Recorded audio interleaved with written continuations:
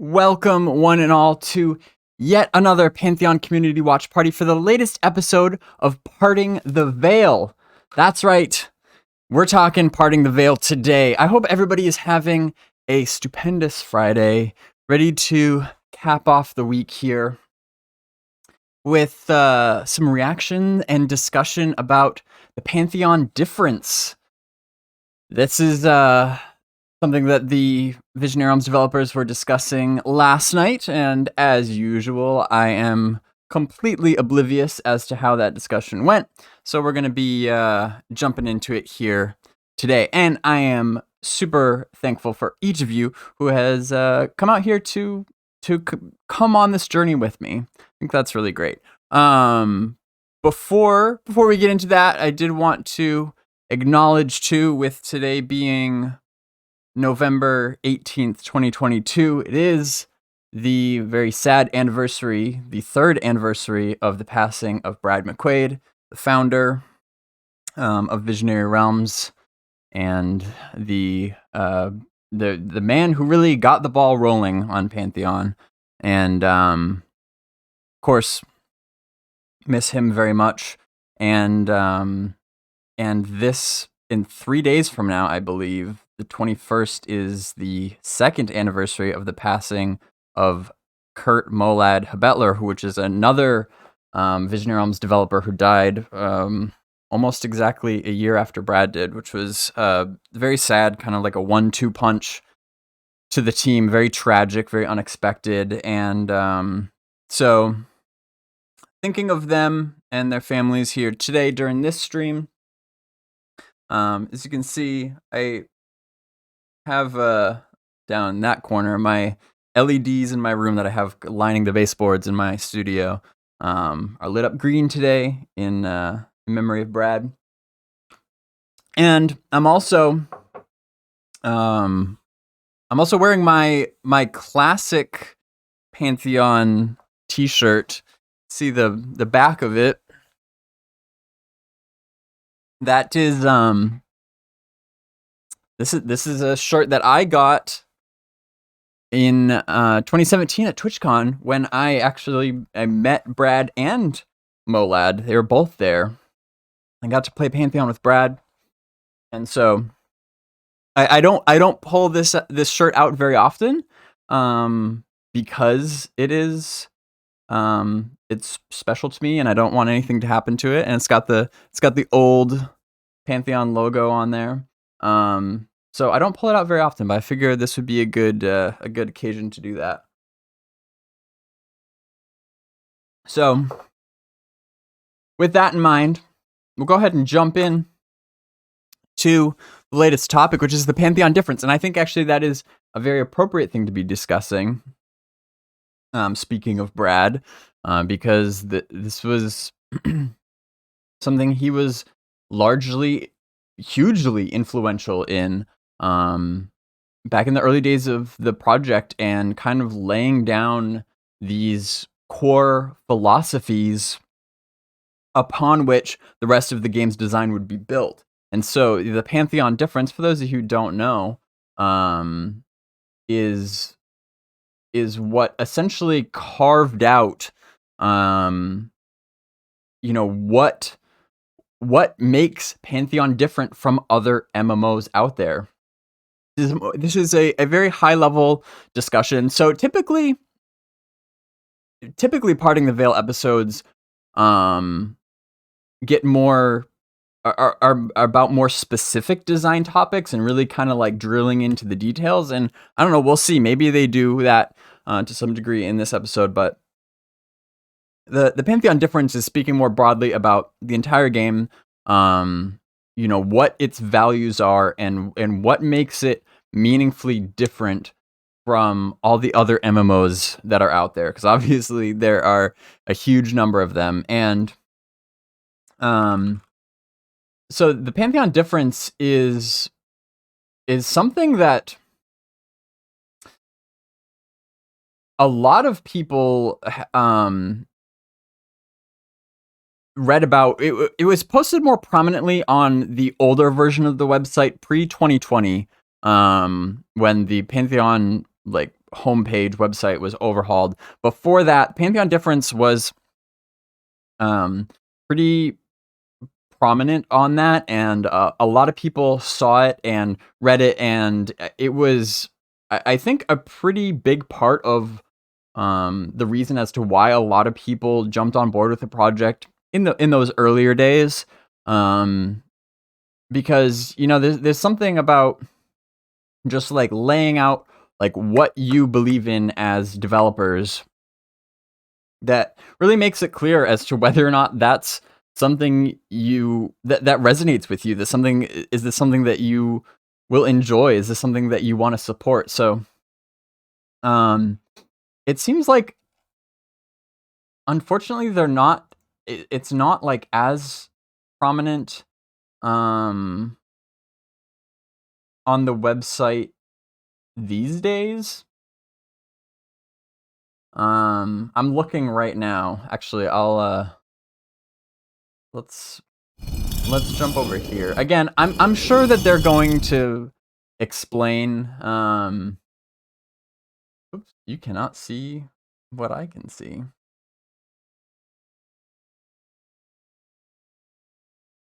Why is that?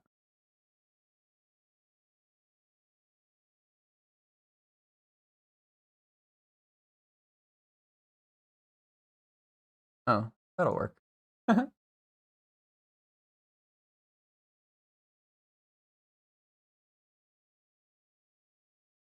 There we go. Only the finest production quality here at Baskroom TV. Okay, so this is the FAQ on their website, and so here are Pantheon's tenets, which, don't ask me why they're buried at the bottom of the FAQ, but they are. Again, this used to go kind of hand in hand with the Pantheon Difference on the old website. They used to be much more prominently displayed, and very similar. Like these are the core values of Pantheon. That really kind of like carved out the game's identity. I don't know if they still have the like Pantheon Difference laid out as clearly anymore, which would be something that interesting. That's going to be something to keep an eye on in this stream. I think that's why I'm kind of prefacing this whole discussion with like where I'm approaching this topic from, and what I know about it going into it. Again, I'm sure they'll have their own take on it. But one thing I think that is going to be at the forefront of a lot of people's minds who have been following the project for a longer period of time is like, have these values changed over time? With one of the concerns that a lot of people have is with Brad McQuaid now, being one of the kind of like original visionaries behind the project and now having passed away. And as time goes on, things change. The kind of the landscape of the MMO genre has changed. So is the way that the Visionary Realms is the way that they view Pantheon as a unique MMO compared to other MMOs out there. Like, has that changed over time, and if so, to what degree? So these are going to be all the things that things to keep in mind in this discussion. I think it is unfortunate, to be honest, that they don't really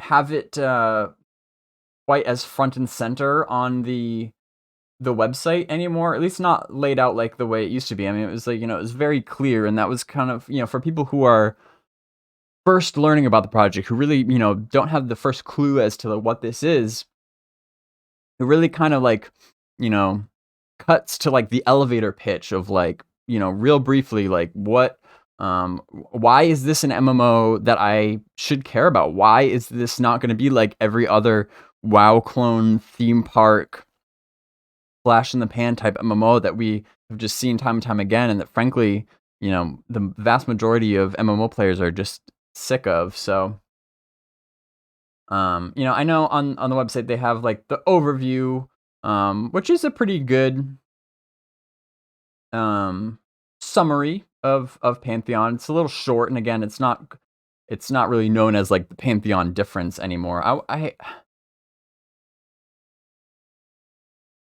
I really want to find.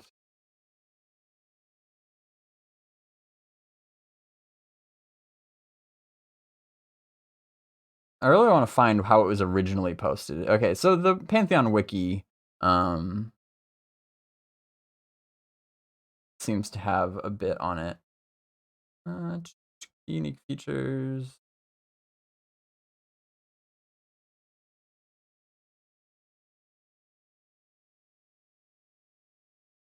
This seems so okay. Oh, interesting. So the Pantheon Difference, they updated it so that this is the same as the overview here on the website.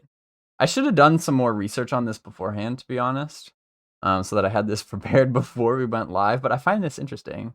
Yeah. Okay. So this is verbatim from the overview here, which I think is fine. Which, by the way, I did want to point out,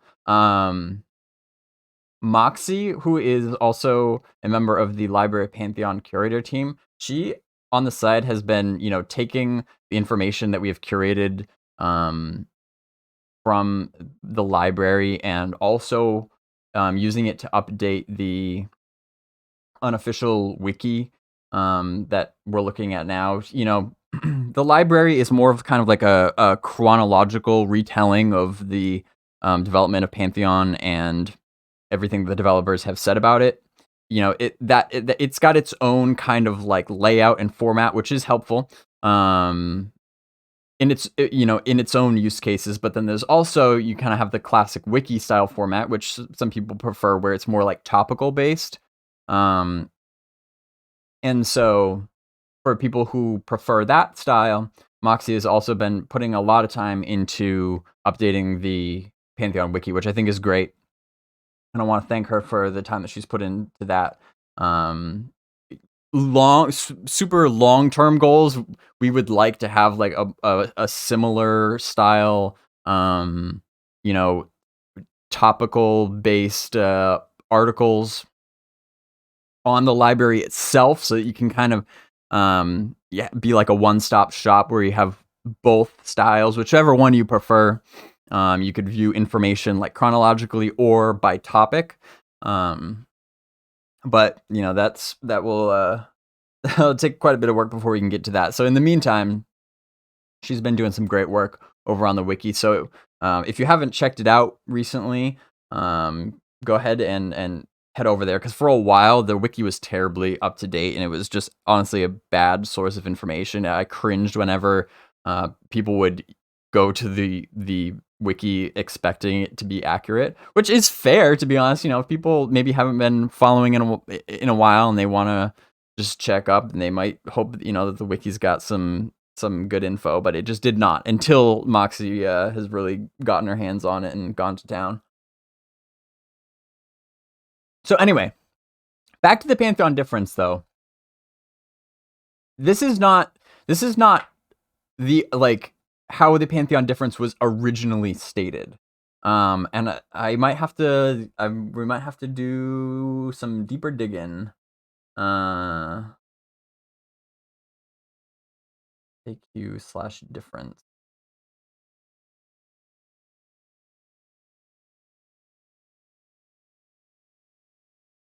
Okay. I think this is bear with me, because I think this is important. I want to pull up, and again, because I don't know if they're gonna include it in their stream. I want to actually have the original Pantheon Difference in front of me, for the sake of comparison, and I can do that relatively easily here if you just give me. So let's see. So we want to. It's before 2020. So let's go to let's just go to 2019.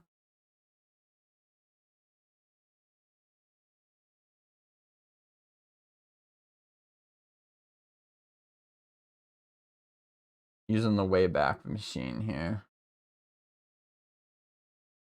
and we can go take a peek, go back in time, look at the website as it was when it had the original Pantheon Difference posted on there.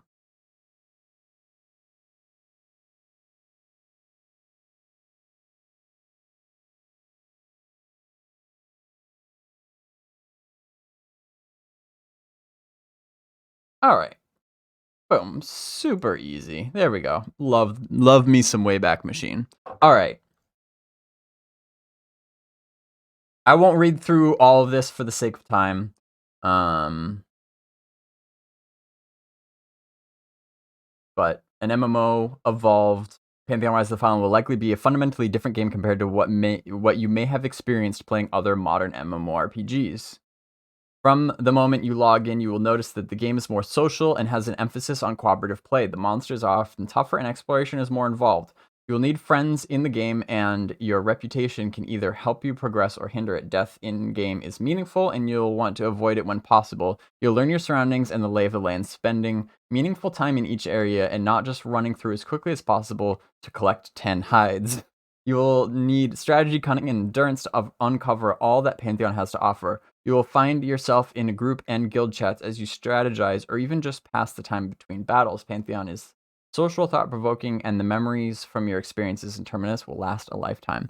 Okay, so, right off the bat here, that even, being a brief explanation of Pantheon still sounds pretty accurate. Then it highlights a couple key systems, like the atmosphere and climate systems, which we know now that the atmosphere system has been renamed to the fracture system to help avoid some of the confusion that there was. A lot of people conflated the terms atmospheres and climates, thinking that they were the same thing, which I get, but they are not the same thing. And so atmosphere system still part of the game, just called fractures now. Climate systems definitely still in powerful spells and abilities of the Living Codex. Something we haven't heard a whole lot about recently. It's not really called the Living Codex anymore. In MMOs, it is common to find rare items out in the world by adventuring or by crafting, but abilities and spells are more often learned from trainers or even just given to the player when his or her character levels up. In Pantheon, however, many of the more rare and exotic spells and abilities are found not at the local trainer, but from a wise sage hiding in the depths of a dungeon or at the top of a remote tower. That is true. That's still accurate as far as we know. Dynamic NPC encounter groups. NPC disposition, the behaviors, colored mana, that has been nixed. Progeny system has been put off till post-launch. Situational gear. Maybe that's something I know Joppa has a lot of thoughts about that. We'll keep an eye out for I hope he kind of dives in deep as to what the approach is for that. We still know like preparedness is an important part of Pantheon, no doubt. And trying to avoid this, like, in the entrenchment of like having to get some rare item that is best in slot, and like everybody of a particular class, needs to have that. That I still think is very much a core part of itemization in Pantheon, but I think also Joppa has some. I don't think he personally is a big fan of the term like situational gear, and the having to constantly swap like whole sets of gear and stuff like that. That can get a little cumbersome. So we'll see where he's at on that. And then the perception system, of course. Something that's very unique to Pantheon, and getting away from those question marks and exclamation points, and delivering story in a much more organic way. So, okay, so I'm gonna keep this up in front of me while I will stop yakking, and we will transition over into the latest episode of Parting the Veil. And as you can see, I've got my layout here in green. Again, as a salute to Eridoon today. So, oh man, wrong pipe.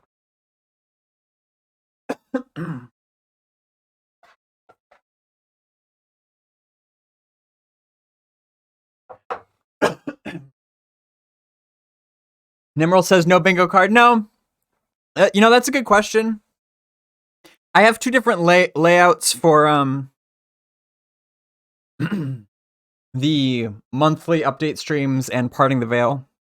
I haven't been doing bingo on Parting the Veil because it's just a very different type of discussion. So, and this is an important point. Thank you for bringing it up, because the development update streams, those are very consistently just showing what they are working on that past month, like where they're at in development.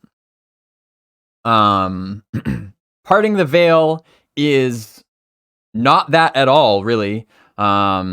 It's not necessarily related to what they're working on at that time, but it's more just discussing rather than showing. It's discussing where they're at when it comes to design decisions, and particularly, the design aspects that are most important and most frequently asked by the community. And so because of that, these conversations are going to be about very different topics. They're going to be very different month to month. It's, the development update streams, they've kind of got their own structure that's more consistent from month to month, and they've got their own tropes and stuff that make for a very fun version of bingo. But with the Parting the Veil, it being a new series and it being about a different topic every month, I haven't really been able to come up with bingo cards that work for it. So, haven't been doing that for these. We still do bingo on the other ones I did last week, but for now we're gonna focus on the discussion itself here. Actually, we'll put our thinking caps on for this and try to have some very intellectual conversation. And I am glad. So I originally had a hard out in an hour from now. I originally had an obligation that I was scheduled for an hour from now, but that got canceled, which frankly I am quite glad about for the purposes of this, because here we are, been live for almost a half an hour, and I still have not even hit play on this video, which you can see is an hour and 19 minutes. And so the luxury of this being a VOD, we know how long it's going to go. We can pause as we go, discuss things as they come up. But obviously, Pantheon Difference, there's a lot to be said about this. So let's not delay it any longer. Let's go ahead and jump in.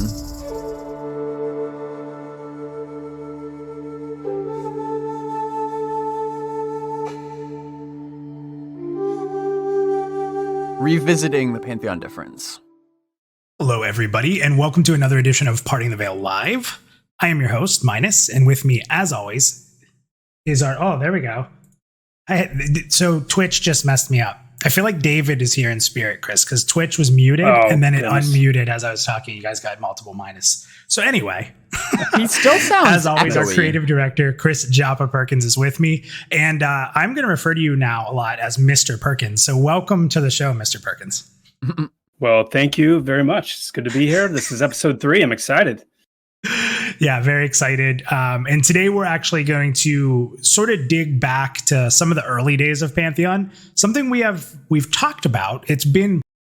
I'll say, if you want to play bingo, if you want to go to librarypantheon.com, go to the bingo hall, pull out a card. There's no bingo police that are going to arrest you for playing Pantheon DevStream bingo during Parting the Veil.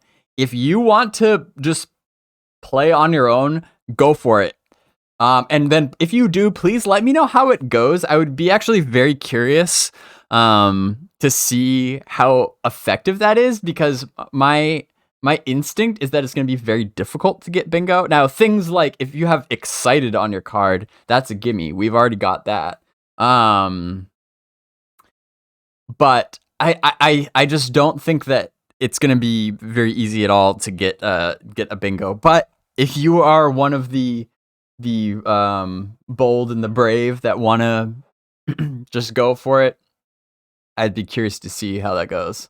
Present in streams, but not really defined the way it was defined, I think, when Pantheon sort of started building itself, which is called the Pantheon Difference. So Chris, let's jump right into it. We have a lot we want to talk through tonight. So let's get started by talking about what the Pantheon Difference was originally defined as. So I'd like to eventually go through where it stated before. But first, could you kind of tell me on a high level what these Pantheon differences really mean, like what they mean to you, what they mean to the game, and sort of how we originally started with this path? Yeah. Well, so traditionally, we've referred to these as our tenets. And, these are the core beliefs, the design principles, and I guess really the goals that shape what we're creating with Pantheon. So when we coined the phrase, the Pantheon Difference, we were wanting to encapsulate the way these tenets are designed to ultimately create a unique game experience that sets itself apart in very meaningful ways. So in other words, what are the things about Pantheon that make it importantly distinct? That's what we mean by the Pantheon Difference. And that's important too, because I think the very first episode of Parting the Veil we did, which wasn't in this live format, we kind of talked about that we weren't just going to be a clone, that we weren't just going to be, the version of what some people thought we were. Like, we were going to stand on our own 2 feet. And these were a big part of what were leading us to this gameplay experience that we wanted to obviously grab the core spirit of, but then make our own and evolve. So it's pretty important for those out there that are like, what is Pantheon? So let's get into it. Now, I'm starting with sort of the old Pantheon differences. I say old, so some people out there know, obviously, that foreshadowing, some of these things have changed. But right now, if you go to the Pantheon website, when you search Pantheon Difference, it actually takes you to the Pantheon Wiki. And the Wiki list defines the following items as the Pantheon Difference. So I'm going to go through these real quick, and then maybe we'll touch on them one by one.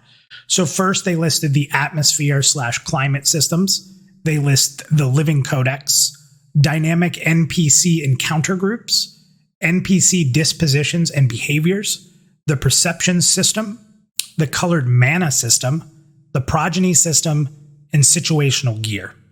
So a lot to unpack right there. So and I think it's important that we say too, Chris, that this episode of Parting the Veil is probably going to pave the way for some very deep discussions around some of these topics when we kick off Parting the Veil Live starting in January again, right? So these are going to fundamentally be probably episode topics we're going to get a lot more in depth. So today we're going to cover them from a high level perspective. So let's do this. Let's go through these items. I'll kind of queue them up for you. Let me know if it's still part of the Pantheon Difference. If there's any update to the category since it was previously announced, or if it's been removed. And like I said, feel free to go into as much as you'd like. But again, we'll be going more in depth on these topics in the future. So one of my favorites is the atmosphere and climate systems, that as it's listed in the wiki. So why don't you tell us a little bit about that category and where it stands today? Sure. First of all, we're getting into a pattern here where you'll ask me a question and then I'll want to say something in response to what you just said. So let me just make a quick point, because I think it's important to clarify that what we're talking about today, wherever you happen to be, are the designs that have been birthed, if you will, and are being guided by the tenets, by the core beliefs, by the core goals of what we are aiming to create. And so when Minus mentioned the fact that some of these have changed, the tenets have not changed, the core principles and beliefs have not changed. Mm-hmm. Some of the designs that we are planning on incorporating into Pantheon have changed, over the past however many years it is since we've taken a holistic look at these. But the tenets, the core beliefs, the groundwork, the bedrock of what Pantheon is and why Pantheon is has not changed. So I just want to make that very, very clear. Okay, so atmospheres and climate systems. The first thing right off the bat, this one has stayed relatively consistent in terms of our goals for the system and our plans for it.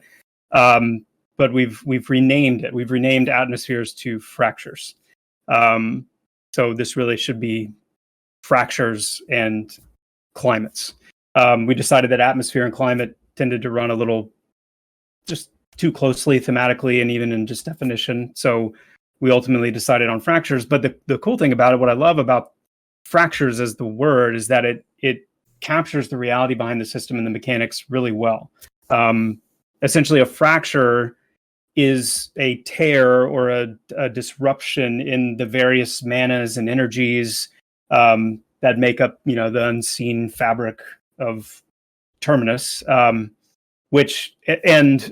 these energies and manas, when they come together in a discordant way, is when you see fractures form. And this is often caused by or seeded by to manifest later by the collision events that occur on the planet.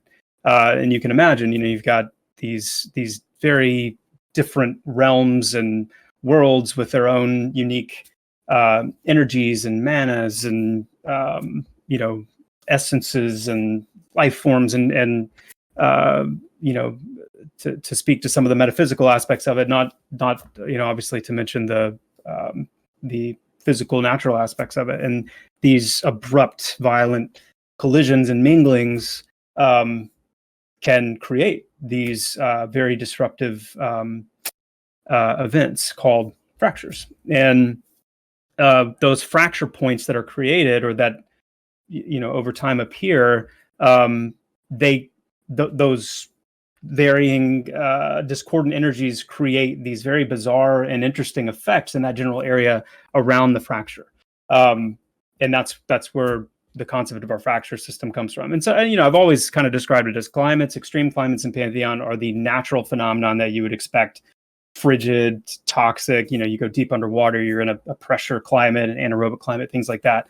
The fractures are our vehicle for creating very eclectic, very interesting, surprising, unique effects. And I think we talked about it on the last episode a little bit, how we're planning to, weave the itemization system into that, weave some of the abilities and skills into that to create, answers that players can come up with for dealing with some of these very unnatural effects that you will find associated with fractures. And to kind of give an idea of the difference, like just from a system standpoint, we have, climate is something like frigid, where it's very cold and you're literally, your heart's slowing and you're getting hypothermia potentially, and you need to be ready for it. Versus something like you mentioned previously is like the darkness that is just beyond darkness, right? That like magical advanced darkness, yeah, where like your torch all of a sudden doesn't give you light, you need something special. So that's sort of the difference of what's natural in our world, so to speak, versus like these created events, like because of whatever may do it. So so far I think I'm pretty much on track with my my predictions at the beginning of the stream as far as it being in renamed and stuff. I hope I didn't spend the entire first hour of half an hour of the stream just like saying what they're going to talk about. But one thing that I think would actually be interesting to do as we go through this and actually hear specifically what they have to say. So I pulled up the Pantheon Difference as it was seen on September 28th, 2015. So I'm using the Wayback Machine for this. This is exactly what the PantheonMMO.com website looked like at that date. Obviously, we're going way back, pretty much as far back as I can with this tool, without getting into the whole history of it. In 2015, around the beginning of 2015 when Visionary Realms acquired their first angel investment. That allowed them to build a new website, which we now know as PantheonMMO.com. Like I was saying earlier, it looked a lot different back then. As you can tell, this looks quite a bit different than it does now, which the current version was revamped in 2020. But in 2015, that was when they launched PantheonMMO.com. Before then, it was called PantheonROTF.com, and it looked even more archaic than this. But so anyway, so I think it would be interesting to go as far back as we can to see what did they have laid out as like their key defining features in 2015, and then we'll see how that compares to what they're saying now in November 2022, and see how much of it has changed, how much of it has stayed consistent through all these years. Because remember, I don't know if Joppa is going to talk about this in this stream. I hope he does. But Joppa has been the creative director for Pantheon since 2015. It was even before September 2015.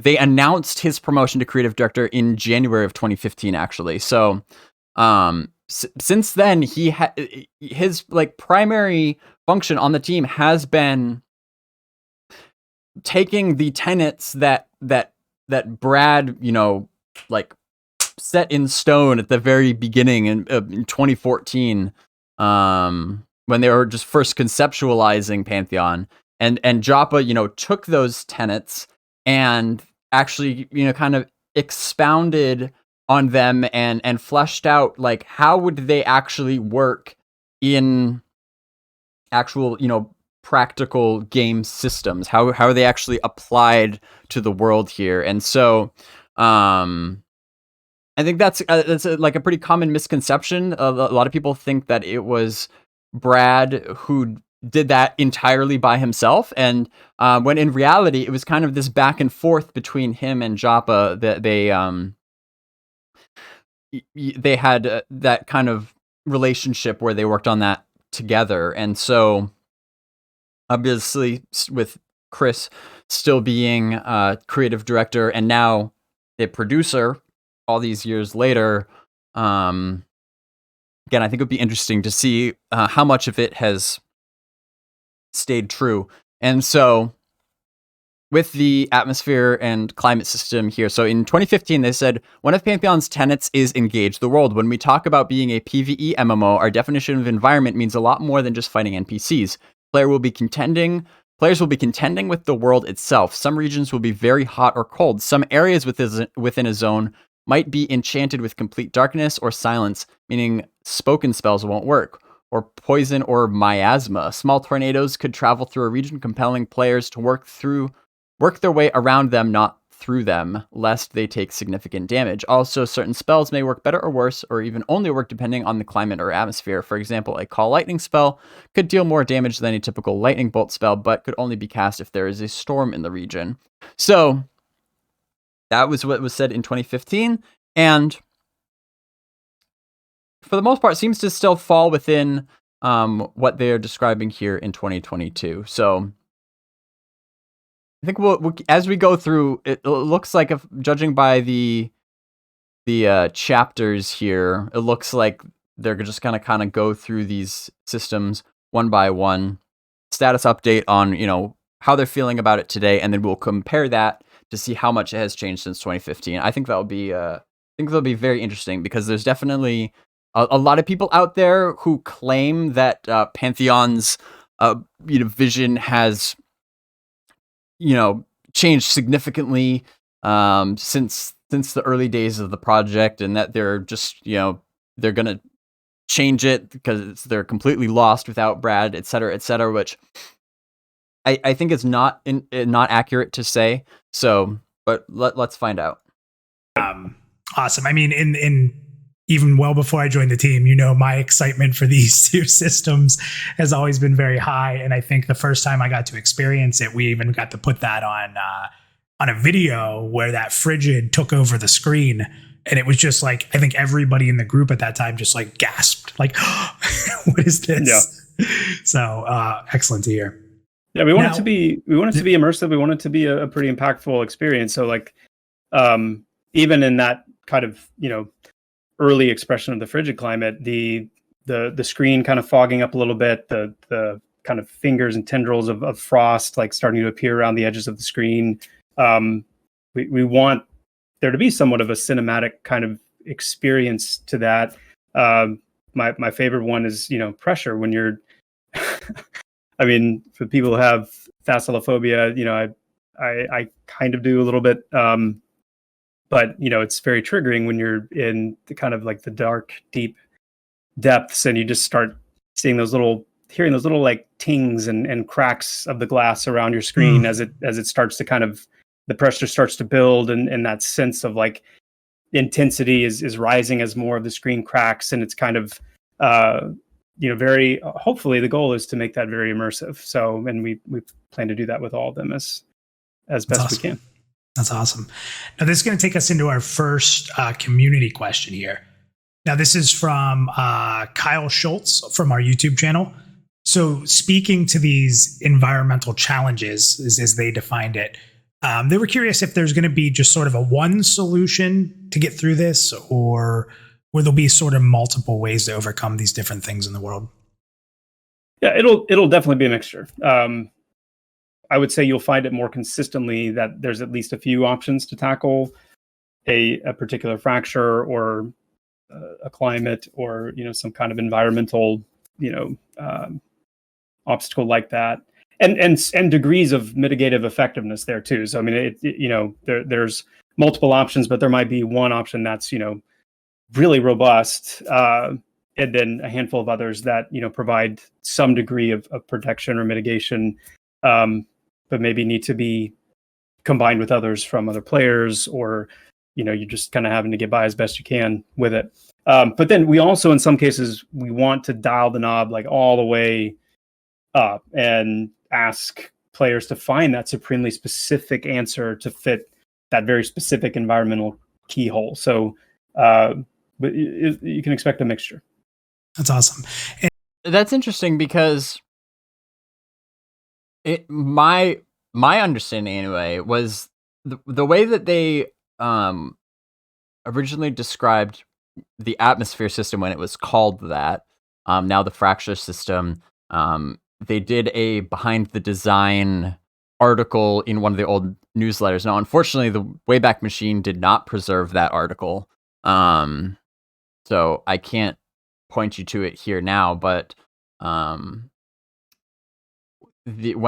I remember it pretty vividly when they were first starting to kind of expound on this idea and how it would work, it did seem much more like a lock and key type system, like a one-to-one solution. So it's like, if you encounter this atmosphere / fracture,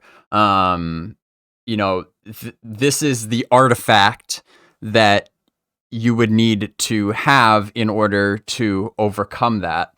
So, like the frenetic floor, okay, floors that just, periodically vanish and, and you'll fall through unless you have boots of anchoring or whatever they were called, which is, one artifact where if you had that, then it would negate the effects of that fracture. And, that's just one example, but they all seem to kind of have like, okay, if you encounter this, then you need this artifact. If you encounter this fracture, then you need that artifact, which is less interesting when it's just like, okay, I came across this and I can't really go there unless I just have this thing.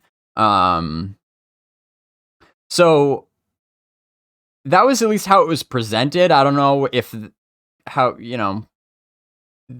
if maybe they just didn't communicate that there was more to it than that. Like I can't definitively say they've changed the design, but at least are being more clear here now. That it seems like that's not entirely the case when it comes to the fracture system that It's not just like a one-to-one like that, and there will be at least some things that have multiple solutions, which is good because like the climate system has always been more interesting to me because that has always been presented as a type of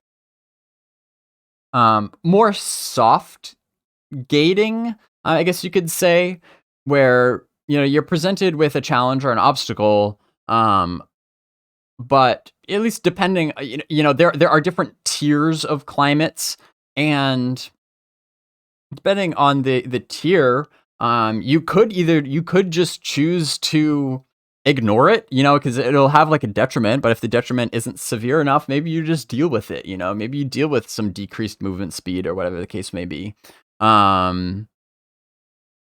So you could either just do nothing, or there were a variety of other solutions, depending on how you wanted to handle it. Which the more choices you give the player, usually the more interesting it is. So it's like, okay, you're going into a climate, and if you want to do something about that, you could get some glyphs to increase your acclimation score, or whether it be gear or buffs or consumables, or literally just standing in the climate if it's not super severe. If you spend some time in a lower tier climate, literally acclimating yourself, building up a resistance to it, so to speak, that will allow you to negate the negative consequences of it to some degree. And so, which is interesting, that's an interesting choice to kind of pose to the players. So if the fractures are more like that, then I think that's a good move. And if you don't mind me even going back to sort of not only like different ways to overcome it or options, but you're going to have to make decisions sometimes, because you've talked in the past about getting into a climate, for example, where it might contain two different climates, and you may have to decide which one you want to bolster yourself against while potentially suffering the effects of the other, depending on your party makeup, what makes sense. And so even in cases where there might be these instances, you're still going to have to make decisions even, which is kind of neat. Yeah. I mean, underwater is a great example. You've got an anaerobic and a pressure climate together. And, it's also a good example of, very little margin of error, I guess you could say, in terms of the mitigative quality of both of those. So in other words, like, you may be adequately acclimated to anaerobic enough to be where you are under the water, or to stay as long as you need to stay. But if you don't have enough pressure acclimation, it's going to literally limit your ability to go deeper beyond a certain point, lest you die. And so the cool thing about the climate system is, and we're talking about climates here specifically when we're thinking about acclimation and some of that, being able to defend yourself and kind of acclimate to those areas. But the cool thing is how we can really dial those knobs up. So if we want an area to be accessible but burdened by lower amounts of acclimation, we can create that. Hangor is a great example. Where you have a frigid environment, but it's a low enough tier of the frigid environment that you can exist there with some burden without being fully acclimated to that point. Whereas we will absolutely launch Pantheon with I don't know that we'll have a tier 5 climate anywhere at launch. There's so much headroom that we have to really grow into that. If we do, it'll obviously be a carrot on a stick for sure.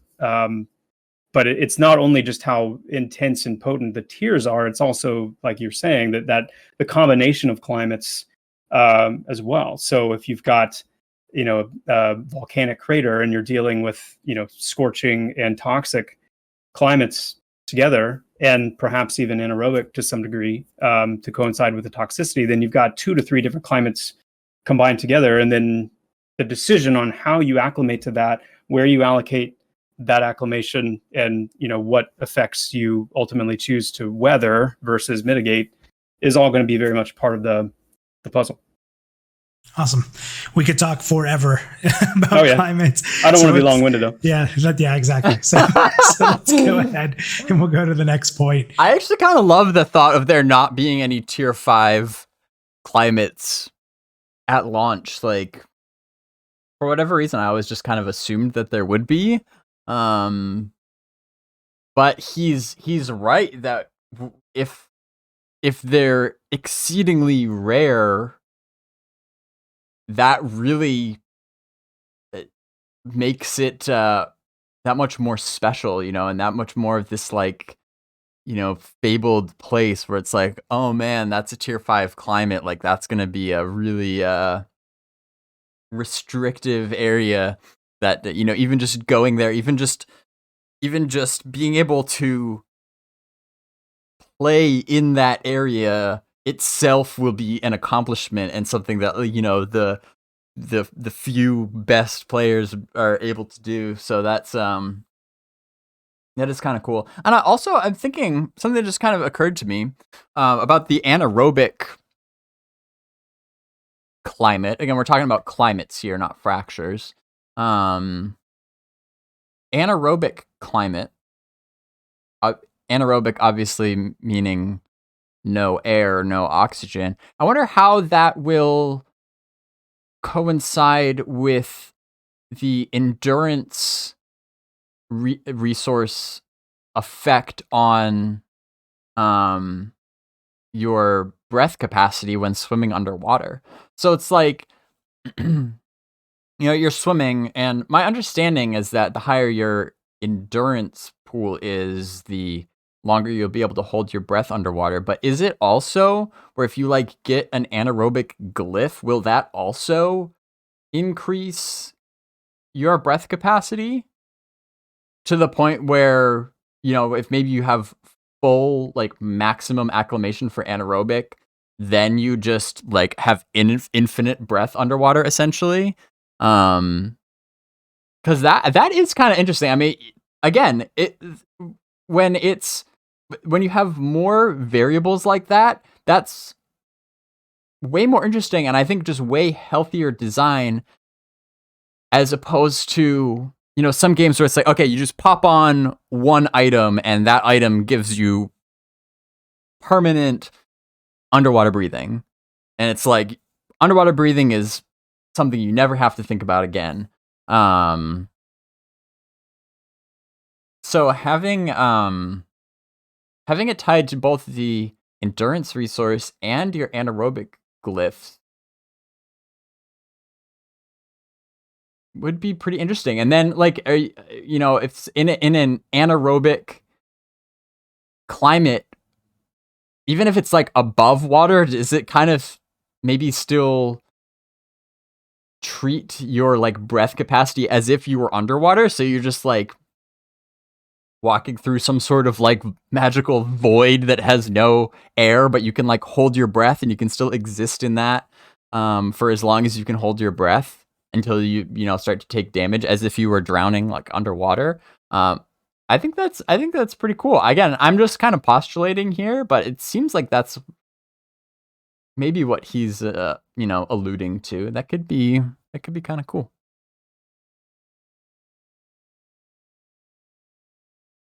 So the next bullet point on that list was the Living Codex. So give us a little bit of information about this, where we stand with it, and sort of what maybe it was a little bit, even for people who might not know. Yeah. This one needs to be taken off the list. This was a design I put together a long time ago when exploring how to incorporate potentially a colored mana system into the abilities themselves. Specifically using the spellbook as a kind of medium or a vehicle to where you could add signets, brands, and I think seals, like three different types of enchantments essentially that you could add to augment their effects, to change the color of mana they were associated with, and other things. So we've since kind of deprecated that idea, that approach. But for those old school enough to remember, this particular design dates back to the days when we had relics that would actually fill up with a color of mana depending on what mana climate you were in at the time. I think the stream we did in 2016-ish had that going on. But yeah, that is no longer a planned system. All right. So the next one is listed. Obviously, we don't really need to spend a whole lot of time on this, but for those of you curious, where are we? Living Codex. In MMOs, it is common to find rare items out in the world by adventuring or crafting, but abilities and spells are more often learned from trainers or even just given to player when his or her character levels up. In Pantheon, however, many of the more rare and exotic spells and abilities are found not at the local trainer, but from a wise sage hidden in the depths of a dungeon or the top of a remote tower. See, okay, this is what's interesting, and maybe he should have gone into this a little bit more, because if you're just given that information, like, as far as I know, like, I mean, the devs have recently talked about this. I mean, certainly within the past year or so. Like, I really don't think that aspect of it has changed, where, it is still true that you can acquire rare, powerful abilities through loot and quests and things, and it's not just buying them or just getting them automatically. That's what kind of helps you differentiate your character from other characters of the same class, is that the abilities that you have available to you depend on where you have been in the world and what you have done. And so that aspect of it, I'm like 99% sure is still true. But when he's talking about the specifics of the Living Codex, like I said, they haven't really used that term in a long time, and now it has kind of flowed. Again, I'm kind of surprised he didn't talk about this here. It's kind of flowed into the mastery system now, which you can go to the library and just do a search for mastery to read up on everything they've said about it. But it is kind of like an evolution of what the Living Codex used to be, but still pretty different. Still, through your spellbook, acquiring mastery points as you progress. It's kind of like a currency that you acquire that, slowly, that you can use to spend in your spellbook to upgrade individual abilities. But it doesn't include all those seals and signets and all that stuff that Joppa was talking about here. But if I know I have it somewhere for those of you who are curious. For those of you who haven't been in the community for as long and have no idea what we're talking about. Nimrel says, like, talent points. Yeah, kind of, but good point though, because it's different. It's not to be confused with a talent tree. It's not like each class will have, these branching choices where, like, you can go this path or you can go this path. Every ability, each ability in a class will have the same linear progression. And last they talked about it, the plan is that, by the time you are max level and you have maxed out the amount of mastery points that you can get, you can max out every ability that is available to your class, and it will be, the same as somebody else who has also maxed out every ability that's available to that class. The difference is that it would take an extremely long amount of time to actually be able to do that, to go throughout the entire world and acquire all of those abilities and, get the amount of mastery points to max them all out.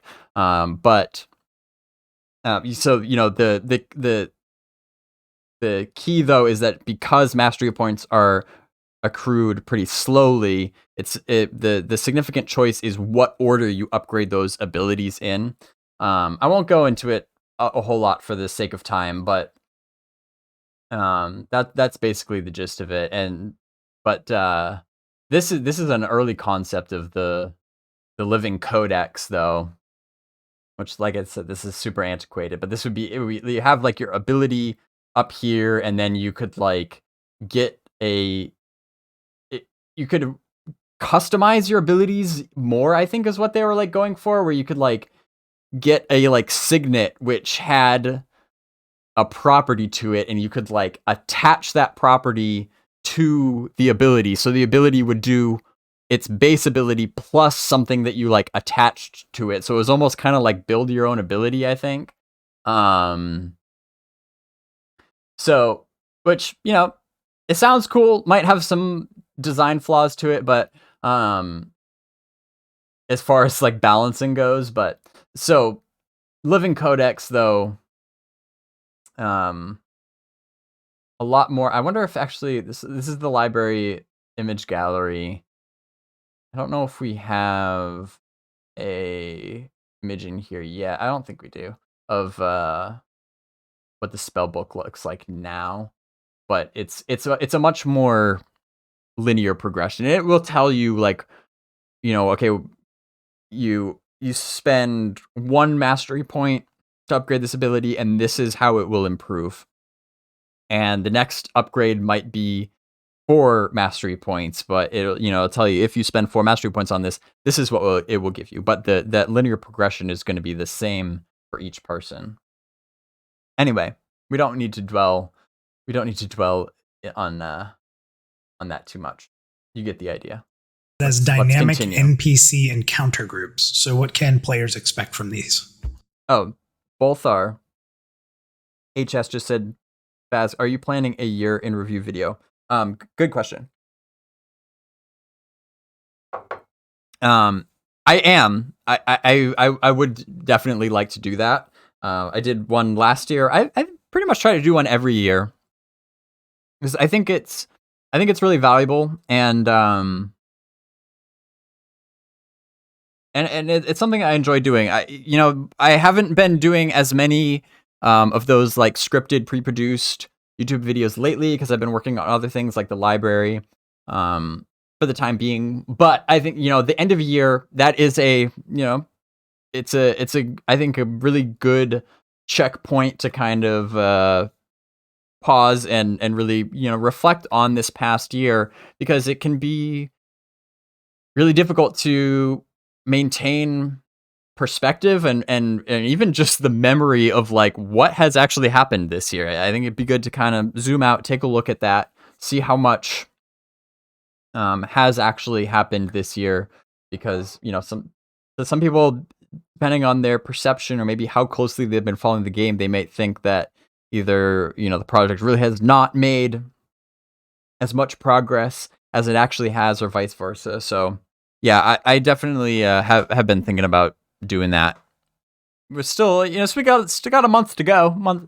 I haven't started writing it yet or anything, because it's still possible that some things in the next month or so might occur that I'll want to include in that video. Might be significant. So yeah, if I do, it would be coming out like, at the end of December. But yeah, that's a good question. Thorndeep says you should have some good things to talk about in it. Yeah, I have quite a few thoughts. Both good and bad. There've been a little bit of both this year, I think. And really, though, one thing to highlight, though, has been the amount that the team has grown this year and the amount of new hires, which I think is something that isn't talked about enough. So yeah, I like digging into that, especially now with the library. It makes it so much easier to just rewind the past year and recap all the things that have happened. I think if you guys think that would be valuable, I think so too. I think that would be worth doing. Welcome to everybody else who has joined in the past few minutes, by the way.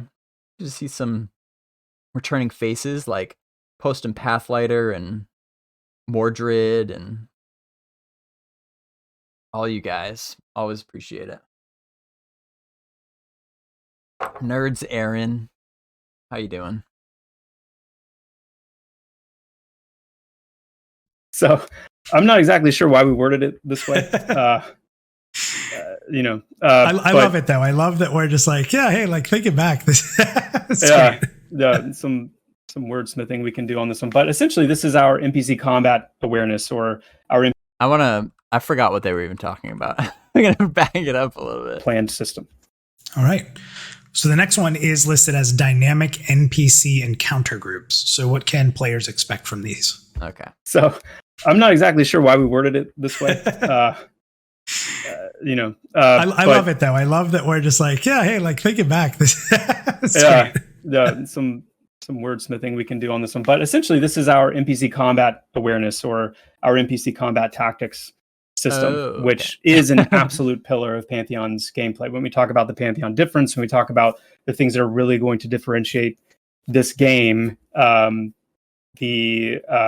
NPC combat awareness and combat tactics is a major piece of that. And if you're curious about it in more detail, we did a stream on this topic, and we did accompanying gameplay with it. I think it was back in June or July of last year. And I'd encourage you to check it out. But essentially, this is the layer I would encourage you as well. NPC AI, conditional logic, encounter design that allows our NPCs to much more effectively and interestingly and consistently respond to what players and other NPCs are doing in combat. It's part of the bedrock of what will make Pantheon a truly challenging game, where we decide to really ramp that up and how finely and acutely we dial that, and make it a more tactical experience. When you've got an NPC that is able to recognize when one of its allies is mesmerized and break that NPC out of the mesmerization, or NPCs that know how to damage themselves to amplify a certain effect or to mitigate a certain effect. When you've got NPCs that can recognize, what race or what class or what abilities are being used and can respond, to those things accordingly, and even leverage those things to their advantage. These are the kind of things that, if dialed too high across the board, then the game becomes mechanical and inaccessible. But the right amount just creates a very tactical experience that I think is really going to set us apart. Yeah, I think that was when you guys were with Sleepless, I believe, in the Sleepless area, kind of showing off up there. Yeah, the Isle of Infinite Storm. I'm reading along, though. I'm glad I pulled this up. the 2015 Pantheon Difference. Kind of interesting on this one. We're at dynamic NPC encounter groups. So he's saying this is the NPC combat awareness, which we've seen recently, which is awesome, by the way. But that the way that it was, the NPC encounter groups were described in 2015 does not really sound like that. It says the world is not static and unchanging. Every day is not Groundhog Day.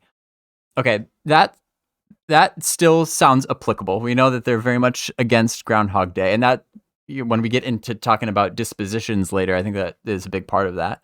But anyway, events occur that can completely change the population of a zone or the population of a group of NPCs within a zone. And the rarer the event, the rarer the rewards. Many exotic items can only be obtained when one of these zone events occur. An example, after you kill some key mobs guarding a hill giant camp, this triggers a zone event that loads up an invading force of storm giants who then proceed to attack the hill giant camp. Interesting. That's not exactly what Joppa was talking about. Now, I think I get what he's talking about with the connection to like the NPC AI and You know, AI being a little bit more intelligent than you have seen in most MMOs in regards to,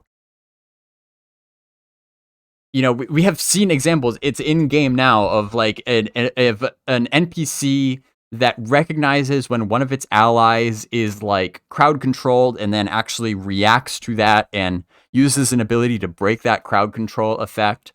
You know, that's cool, and that is pretty uncommon, I think, in MMOs. And that does make Pantheon's combat really interesting. But that's, you know, that's on kind of like a small scale, like this group of NPCs reacting to what's going on around them. That does not sound like the grander scale with what they're talking about here in 2015. That this reminds me more of like the like those events that were discussed in EverQuest Next with this like pipe dream AI in an MMO where, like, you know, they had the example of an orc camp that keeps getting like you know, it keeps getting beat up, and so they like pick up their entire camp and relocate to another area in the zone because, you know, they weren't getting what they wanted in that area, and the world is constantly like evolving and not static. You know, that type of AI, which, yes, it would be awesome. I don't even know if it's possible. That seems more reminiscent of what they were talking here in 2015 with the dynamic NPC encounter groups, which, to my knowledge, is not applicable anymore. You know, yes, you have AI acting intelligently in regards to what the NPCs around it are doing, specifically in combat. And yeah, so you know, at least you don't get the like really dumb NPCs who are just completely oblivious to what's happening like 10 feet away from them. You get some smarter NPC AI, but not quite on the scale that was discussed in 2015. So I just find that interesting. I actually don't remember them talking about those big like zone scale events, but that was what they had on the website back then. Anyway, moving along. It's just funny to me to think about all the enchanters out there that have to be careful about, you know, an enemy breaking a mez that you put down. And I think we even showed how you could get them out of line of sight. So if you could keep them out of line of sight, they won't be able to break it, right? From their position and such. So a lot of neat things we saw there, and I'm sure a lot more to come. So it's awesome. So where are we currently with... Nimrel asked an interesting question. Too good of an AI could get annoying. The community has always wanted smarter NPCs, but I asked, do you really want that? Be careful what you wish for. Okay, that's fair. I mean, my answer would be yes, I do want that, with caveats though. Do I want every NPC to be hyper intelligent? No. You know, do I want it to be so intelligent that it somehow always knows what you're going to do, is always staying a step ahead of you and can't be overcome? No, because, you know, the fun is in the tension, but then also, you know, actually being able to overcome that difficulty. You know, it has to be possible to outsmart it. And I don't think realistically we're anywhere near like true AI. You know, I think humans will always be able to use their ingenuity and creativity to overcome the programmed intelligence of a computer program. But it should be there should be some NPCs that are pretty reasonably savvy, though. I think that makes it interesting. But again, the variance is what makes it interesting. Sure, have some zombies that are dumb. You know, animals should be more or less dumb, or at least more dumb than like a bandit. The fun is when it is believable, and where it seems to fit. The intelligence level fits what you're being presented with. So maybe, there is some rare like mad wizard boss that is just really, just really sly and really, really intelligent and doing interesting things. And poses like as much of a battle of wits as you would have if you were playing against like another player, where it's like PvE, but it almost kind of feels like PvE, where you're like, wow, this guy's good. I need to really think outside the box here. When used like that, I think I can't imagine why anybody wouldn't want that in an MMO, to be honest. But yeah, it needs to be done right, and it needs to be applied in a way that makes sense. That's my opinion on it anyway.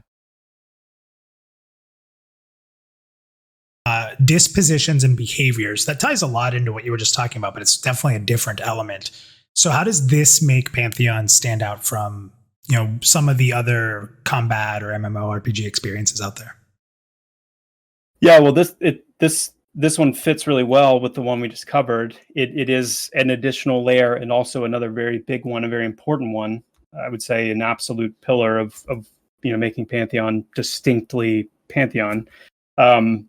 So dispositions, on a high level, dispositions is our answer to the Groundhog Day syndrome of MMOs, where invariably they just find themselves in, because no matter how exciting a new area is, a new dungeon, whatever it is, the first time that you go there, or the first 5 times, the first 10 times, it's great, it's exciting, it's fresh, it's new, but inevitably it becomes rote, it becomes repetitive, as you know exactly what to expect around every corner. And so now, something I think that has exacerbated that is the onset and kind of widespread adoption of instance linear dungeon design, or dungeon runs, because there's very little, if any, emphasis on exploration. It has kind of an innate start and finish line, and you're really just sharpening the roteness by literally completing the experience. That the act of completing the experience, and it's more time based, over and over again. Right, like how much quicker can I do it? It's not about how much can I get done, right? Yeah, that's how you can kind of like lean into it a little bit and try and get some additional enjoyment out of it, is by pacing and trying to push. Not to mention the fact that when you have instances, you remove the human element of an open world, where like just whether you like it or not, there's no denying that the chaos of human behavior and unpredictability really does wonders to eliminate the Groundhog Day effect. You never know when somebody might run by with a train, like even if it's unintentionally, just purely innocent, choo-choo train coming through. It's gonna make you react, and it's gonna be exciting. And so, even just having other players inhabiting the same space, I think that already goes a long way to just that feeling of just going through the motions. The speed, and I have to say, something like I think the power inherent in something like the disposition system, even in kind of a light treatment of it, would be like a Mythic Plus in WoW, where you do have kind of those cyclical changing of the different traits and behaviors or whatnot that the NPCs have, but it's still within the context of that instance linear experience. We just think it's far more compelling and promotes more ongoing freshness. Yeah. That's to promote existing in an area instead of running through it in a linear fashion. Existing in an area, probing its extents, probing its depths. That just going to keep something perpetually more interesting, especially, as we lean on that Metroidvania kind of inspiration where we want there to be so many facets and levels of these areas that you are able to unlock and gain access to over time. But beyond this, going back to the disposition system, it's an AI layer that governs the unique ways in which an NPC will approach combat, depending on what disposition they spawn with. And I emphasize behavioral purposely because to push it beyond the traditional chance that NPCs can spawn with varying stats. Like, we're all very familiar with the fact that NPCs can spawn with, higher strength or more health or more resistances, things like that. Some of those characteristics could very well be folded into our dispositions, or more likely our trait system. But there's that behavioral layer specifically that makes dispositions unique, and because dispositions will cause NPCs that spawn with them to actually behave differently, respond differently, have different goals, etc. So we've traditionally used pyrophobic as a clear and easy example. Areas where NPCs have a chance to spawn with that disposition of just being afraid of fire. And so what that means for your fire spells, what that means for your torches, things like that, to go into an area you've been into, many times before, and all of a sudden there's a pyrophobic enemy right, that happened to spawn right in the middle of everything. And if we bring fire to bear here, then this thing's going to take off running and we're going to be overwhelmed. Like that changes the moment. It changes the experience. And all of a sudden, in something you've done many times before, you now have to start thinking strategically differently about how to approach it. Another example that I don't think we've actually talked about publicly is something new. The dark foe disposition. And an NPC that spawns with the dark foe disposition will prioritize attacking light sources, trying to snuff them out, and will actually gain damage bonuses in darkness. So another example of the kind of behavioral layers that this disposition system will provide, and what that means for pyrophobic with a twist fresh. But okay, so with this one too, I'd update the title. So instead of dispositions and behaviors, we would update it to dispositions and traits, because the trait system, this is something that we actually incorporated into this overall design more recently. Traits are not behavioral. Instead, they represent innate characteristics that modify an NPC's stats in a special way, usually to make them more uniquely effective in combat. So some traits may also interact with certain dispositions, which is neat when you see like an NPC spawning with a disposition and a trait that happen to kind of complement or coincide with each other. And yes, NPCs can spawn with both. NPCs will have a chance to spawn with different dispositions, to spawn with different traits, and can spawn with a combination of both. And a few examples of traits would be mana starved, which a mana starved trait will cause that NPC's attacks to drain mana. Another one would be radiant. A radiant trait emits a magical light in a radius around the target, which can actually break stealth, can interrupt invisibility effects. Dark and things like foes that. Are going to hate those. Those are some examples of what traits will look like. But the bottom line here is that with the different dispositions and traits that NPCs will be capable of spawning with. Okay. Stick with me on this. If there's an NPC with a radiant trait, will a different NPC with a dark foe disposition try to kill that NPC? Because that would be cool. I hope so. I also hope that they can't be. I hope that they can't spawn with both at the same time, or else they're just trying to like kill themselves. The goal is to keep content in Pantheon fresher for longer. We want to just to ensure that fewer visits to the same area will play out the same way.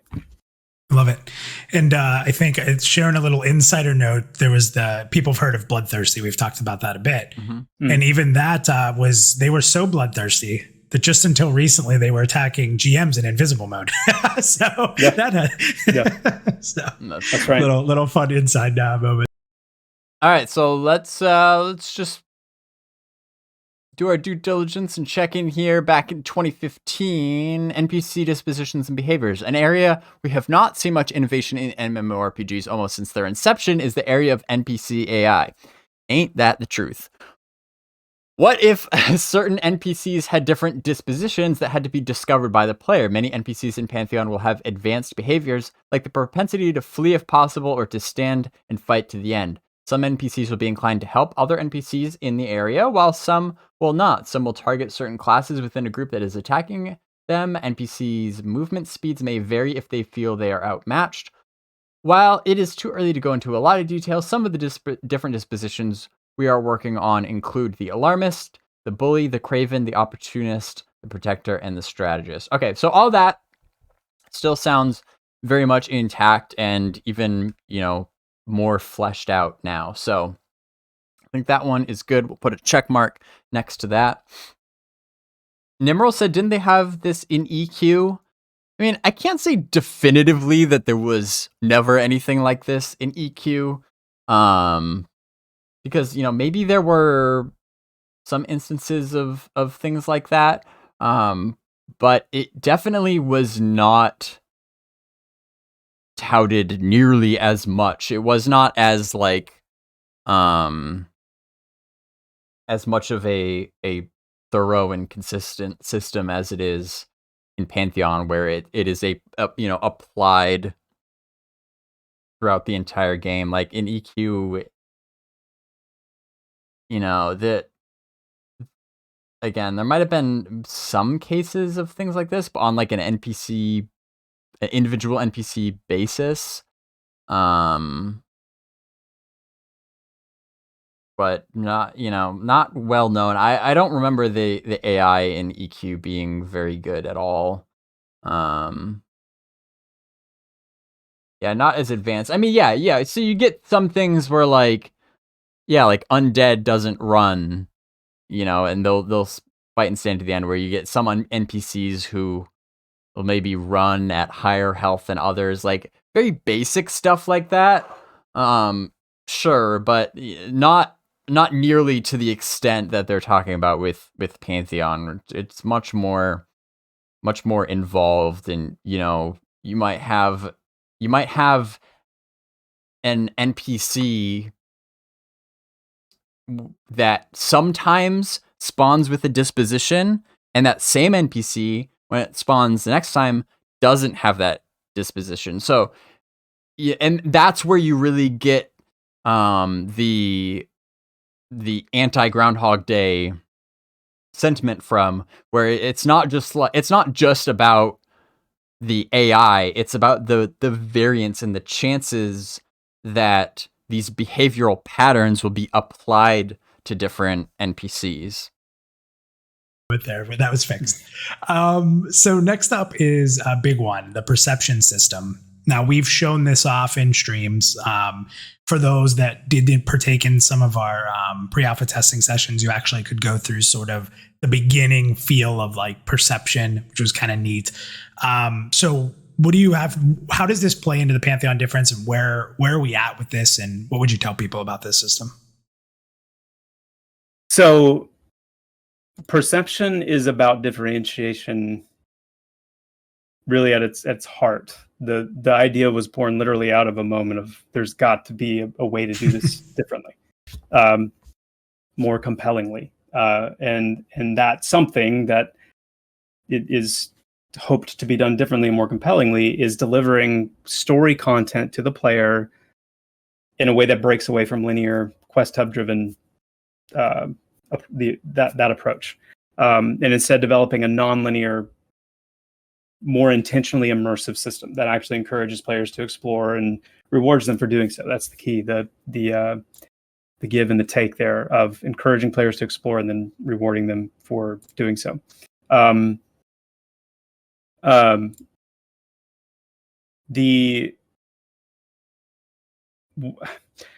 We take the lore and the story of Pantheon very seriously. For those of you that have been following our development, hopefully that's clear. And knowing that we're going to be doing more deep dives of these systems in the new year, which I just want to reiterate that in a similar way that we did with like the taming system and work through the itemization one as well. We want to give several of these systems we're discussing in a more high level today a much deeper kind of expose, if you will. So I'm not going to go any further into perception than that, because I know out of a lot of these we've talked about it enough that I think a lot of the sentiments are there and clear, and our plans, remain the same. What I want to do is just give a quick shout out to some people in our community who do an amazing job of unfolding and exploring different aspects of the lore to the greater community, and generally making it more accessible for people to engage with. I think it's worth really calling that out and showing our appreciation for that, because again, the lore and the story, it imbues everything that we're making. It informs and it enriches, and it's woven into everything that we're doing. So I'm gonna give a couple of shout outs here, 3 to be specific. Number 1 is Theric with Pantheon Plus. He does some super compelling work, digging into various aspects of Pantheon's lore, making connections, crafting theories, and seeking answers. And I know I personally have enjoyed, watching some of those videos that he's done, and the Pantheon Plus team have contributed to. So huge shout out to Theric and the Pantheon Plus team. The second one, if you want to hear some amazing narration work, bringing some of the longer stories to life that our lead writer J.N. Gerhardt has penned, check out Chris Kane. Chris Kane's videos. Yeah. They're fantastic. And very much worth a listen. And I'm jonesing for more. And lastly, number 3, I need to give a shout out to Sarah Medieval. I'm not sure how I pronounce the first one, but he's recently started putting some higher production value videos together on really highlighting and emphasizing some of the lore of Pantheon, and I'm already hooked. I've really found myself looking forward to watching those. So I think he's new enough at it that I'm not sure how much of the community is aware of it, but definitely check it out. But I think all of these you can find on YouTube. I think that's kind of the main hub. But anyway, the good news is that we want to utilize the perception system to make this amazing story that Pantheon is built upon and around and underneath, and deliver it in the most satisfying, immersive way possible to the player. Yeah, and I will pause to say real quick too that I want to emphasize that I am not really a lore guru when it comes to Pantheon. That's not my strong suit. I have what I would call a functional understanding of the lore. It enough to put some things together, but when people ask me lore questions, I almost always will direct them to Theric. He's my go-to lore scholar, and if you watched Pantheon Jeopardy, which I hosted for the Library of Pantheon, we actually had Theric be the one to he created some videos where he asked the questions about the lore, because he knows pretty much everything there is to know, I think, about the lore. He has a very deep understanding about the lore, certainly much deeper than mine. So, and definitely, I would recommend, though, if you are interested at all in Pantheon's lore, to go check out all 3 of those creators. They are all very good in their own right. So I'll leave it at that. Let's keep rolling, money. Thorndeep says, it doesn't help they took down all the lore from the website. Yeah, but they put that back, though, like recently. So on the website, I mean, there may not have been 100%, which is, yeah, it's true that makes it hard for people to create content about the lore. But if we go to the world page here, yeah, it has the history, Frail Age, Age of Chaos, Age of Seclusion, some bits on Fairthale Wild's End. I mean, so there is a lot of lore. Certainly, like the main storyline, I guess you could say, is on the website. But again, I'll plug the library again. If you want to read all the lore that has been released about Pantheon, or maybe you want to create content about the lore, again, go to Library of Pantheon in the Great Hall. Do a search for just the word lore, LORE, and you will get tons of information. Because whether they release it, a lot of it has come through the newsletters. Over many months, sometimes they'll insert an article that is just like a little lore piece. About maybe like a particular character in the lore, or a particular like race in the lore, or like a creature type like the ratkin or the lycanthropes or banshees or whatever. The lore is involved in all that stuff, and they've put out some pretty interesting stories that, yes, are not on the website, but that is what the library is for. You can still find them on the library if you want to read up on all that. Because yeah, I will reflect what Nimrod was saying, where like I'm not a big reader myself either. I prefer personally to consume like video or audio content, like Chris Kane and his amazing voice, or Theric and his very intelligent discussions about the lore. And Theric has his own way of boiling things down and making it easier to understand. You can take a whole story, whole long story, and summarize it, make it easier to digest. Because now Jane Gerhardt is writing, and I have read a lot of it. Like I said, even though I'm not a reader, I have really made an effort to, again, at least have a baseline understanding of Pantheon's lore and read it myself. And Jan Gerhardt, the lead writer, his style I do find very interesting. I've enjoyed it a lot more than any other like fiction, which I'm just generally not a huge fan of. But yeah, Pantheon's story is really captivating, but it can be a little bit dense, like, at least for me, who has to, it takes me longer to fully process it. So I'm thankful for people like Theric, who can put it more into layman's terms. Sure. Yeah. What did David call him? You would think that I would be the one who called Sir. Yeah, I did say Ratkin, but that is an NPC race, not a playable race. So I should clarify that. But just an example, they've put out tons of stuff like this over the years. So let's go to the library. Again, in Great Hall, you do Control F, search for Ratkin. April 2018, Rogues Gallery was the name of the series of articles that they would include periodically in the newsletters. You just click on this, and it will take a second to load up the Wayback Machine.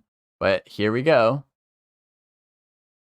You've got all this lore about Ratkins, which are an NPC type, and again, we have them in the image gallery as well.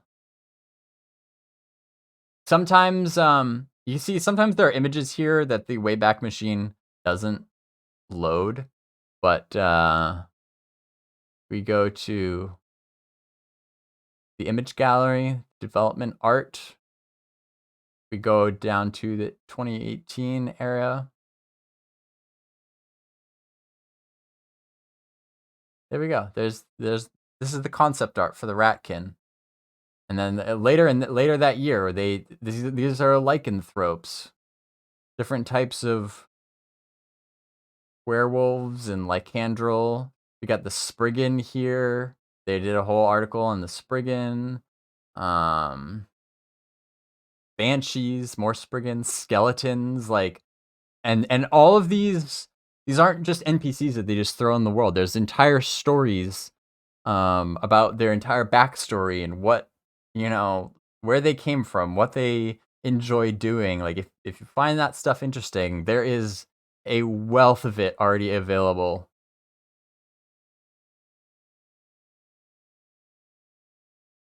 Medieval, like Sir Medieval or something, but it was David, if you remember. So I love it. It was that. medieval. Yeah, maybe. Something I mean, like listen, maybe David was right. I don't know. Yeah. I don't think so. The next, so now he's really a part of the community. That's what that means. If you get your name messed up by David or myself, you're in. There you go. Next on the list here, the colored mana system is the next bullet point. Now, you kind of talked about this a little bit when you were talking about the Living Codex being sort of out, but the Living Codex sort of lived around this concept. So where does this stand? This stands firmly in the same place as it did the last time I addressed it, which is we currently don't have active plans for its inclusion, and this one needs to be removed from the list as well. I will say that there are some interesting possibilities with how this could intersect with the crafting sphere. And, some fun ideations have been done exploring how different colors of mana could be gathered, could be acquired. So, I mean, ultimately, it's something that if we were to pick it up and do something with it, it would absolutely be slated for post-launch. Okay. The next one has been a hot topic for a long time, and we've addressed it here and there. I think giving an official statement on it is really important, and that's the Progeny system. So do you want to kind of give the official word on where we are with that? Yeah. What I can say today is that we definitely have plans to include Progeny in Pantheon, but it's highly, again, likely to be something we develop post-launch. As far as specifics, the only thing I'll say on it right now is that one of the elements of Progeny that we're excited to explore is using it as a vehicle for unlocking special race and class combinations. I think it's just best for everyone to kind of absorb that this will 99.5% be a post-launch feature. Awesome. So staying on that topic, we actually had a question. This is the first. We had a question that I grabbed. I'm going to throw it up on the screen here. So again, so we'll check our list here. Unsurprisingly, though, colored mana system. Oh no, I skipped. I missed one. We talked about. Oh, because they were so short. They hit colored mana system and Progeny system. Okay, so again, let's just review especially for those of you who weren't around in 2015. So the colored mana system.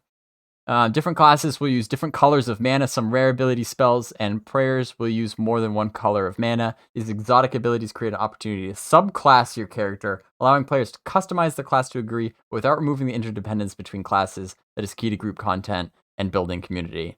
So this is something that was born out of Brad McQuaid's love for Magic the Gathering. So if you've ever played Magic the Gathering, there's 5 different colors of mana: red, blue, green, black, and white. And those different colors of mana are what you use to do things and cast spells. And so I think, his love for Magic and love for MMOs naturally kind of wanted to combine the two and almost kind of have like your ability arsenal be like a Magic the Gathering deck that you could customize. You could swap things out and put different things in, and not like a literal deck, but something more akin to that.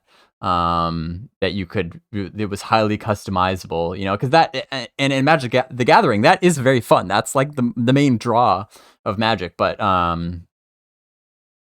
in an MMO, though, obviously, as they investigated that further, turns out doesn't actually apply that well to an MMO, especially in an MMO where you want interdependence and class identity and group content and things like that. Those are kind of at odds with each other, which is why the colored mana system kind of went by the wayside.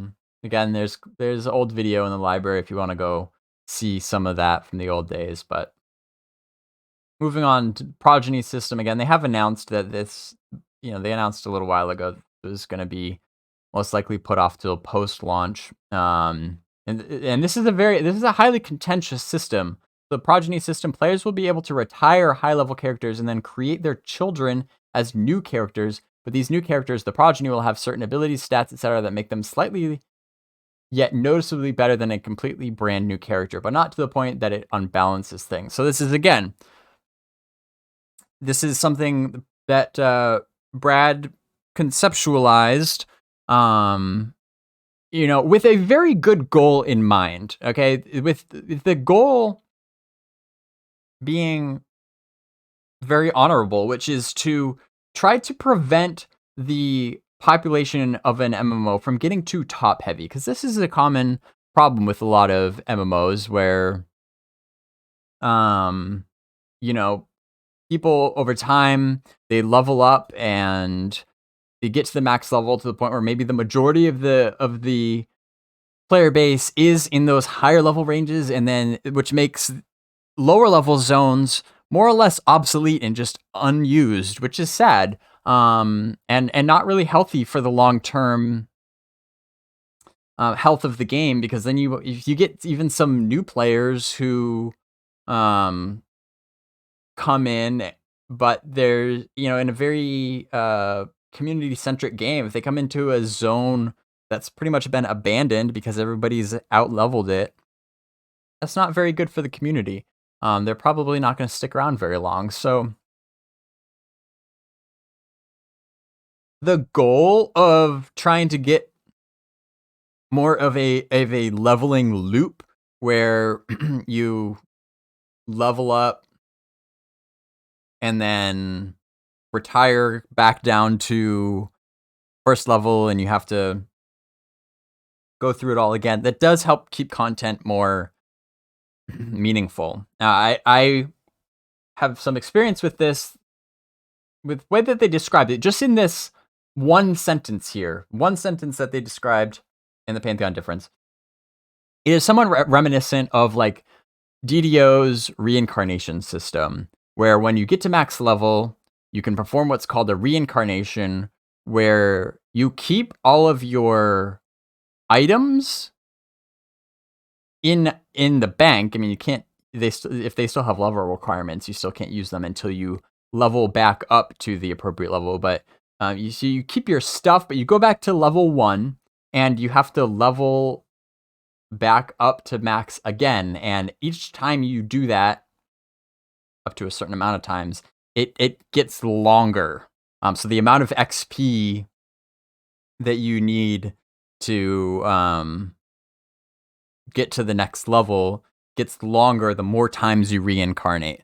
But the benefit is, though, that when you do reincarnate, you get a passive, innate, stackable benefit based on what your past life was. So if so let's say, so I played a cleric, and now I personally did not enjoy reincarnating very much, because I enjoyed the raiding scene personally. I didn't like having to level back up again, but that was just me. Some people really enjoyed it. But if you level a cleric up to max level, you can reincarnate back down to level 1. And I think you could choose a different race as well. You could certainly choose a different class, but then when you create that new character, but it keeps a particular bonus based on your previous life, which was in my case a cleric. And you could reincarnate many times and keep accumulating those bonuses from your past lives. It was effective in keeping low level content meaningful for the most part. I mean, you still get most people would still figure out which zones were the most efficient for leveling. Because again, if you're doing that, you're gonna want if you've already explored an area, you're pretty much just gonna want to be leveling up as fast as possible just to get through those past lives as fast as possible. And so, the players would figure out, okay, most efficient ways, you go to this zone until this level, and you go to this zone until this level, and you just kind of have that route, and then pretty much you would just follow that exact same process every time you reincarnated. So it kind of kept more content relevant. There were still some zones that were just people just ignored because they were not, good for reincarnation. They were not efficient XP. So there is that, but then there's the just inherent flaw to a system like that where you really feel obligated, where if you want to min-max or you want to be as effective as possible for your class, there was the case in DDO where there was kind of like an expectation that you had to reincarnate and you had to accrue those past life bonuses. Which again, like I said, I didn't really like. I mean, if it weren't for that pressure, I wouldn't have done it at all. I slogged through it because I wanted to be I wanted to be the best. I was at that point I was already performing at a pretty high level in the raid scene on my server, and the reality was that I needed to get some past lives, even though I didn't really enjoy it. So that does it does kind of leave a little bit of a sour taste in your mouth, and it's when you have a system that's designed like that.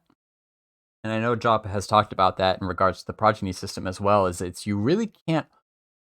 There's just really not a way to implement a system like that where there has to be some incentive to motivate somebody to wipe all the time they spent leveling up that character to max level.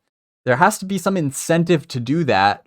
But then what is that incentive going to be that is not also like it says, to the point that it unbalances things? That's really easy to write that. But so when Brad passes, this Progeny system idea onto Joppa, and Joppa's trying to figure out how it actually gets implemented in a realistic way, it's how do you actually contend with that, where you have incentives that don't become just obligatory, that everybody's going to feel that they have to do that? Is it really going to be an opt-in system? It's that's tough. So I really can't blame them for putting that off. Especially and even Brad in his forum posts, as time went on, kind of contended with the idea of this Progeny system, where it's this was a hot topic too, because when people read about retiring high level characters, they're like, who would want to do that? You retire, literally, deleted, and what if you don't get to keep all the items that you acquired? Now again, this sentence here was pretty much as detailed as they ever went into it. that's all there was to it. And like I said, once they start working through it a little bit more in the public eye of crowdfunded development, and hearing the concerns about it, even Brad in one of his forum posts was like, maybe truly retiring a high level character maybe that is too much to ask, so definitely some issues with that. And I know Thorndeep says, like, wouldn't you want to if you were going to have a system like this, wouldn't you want to have it in from the beginning? Like, wouldn't you want something to be like this at launch as opposed to being tacked on later? And it's like,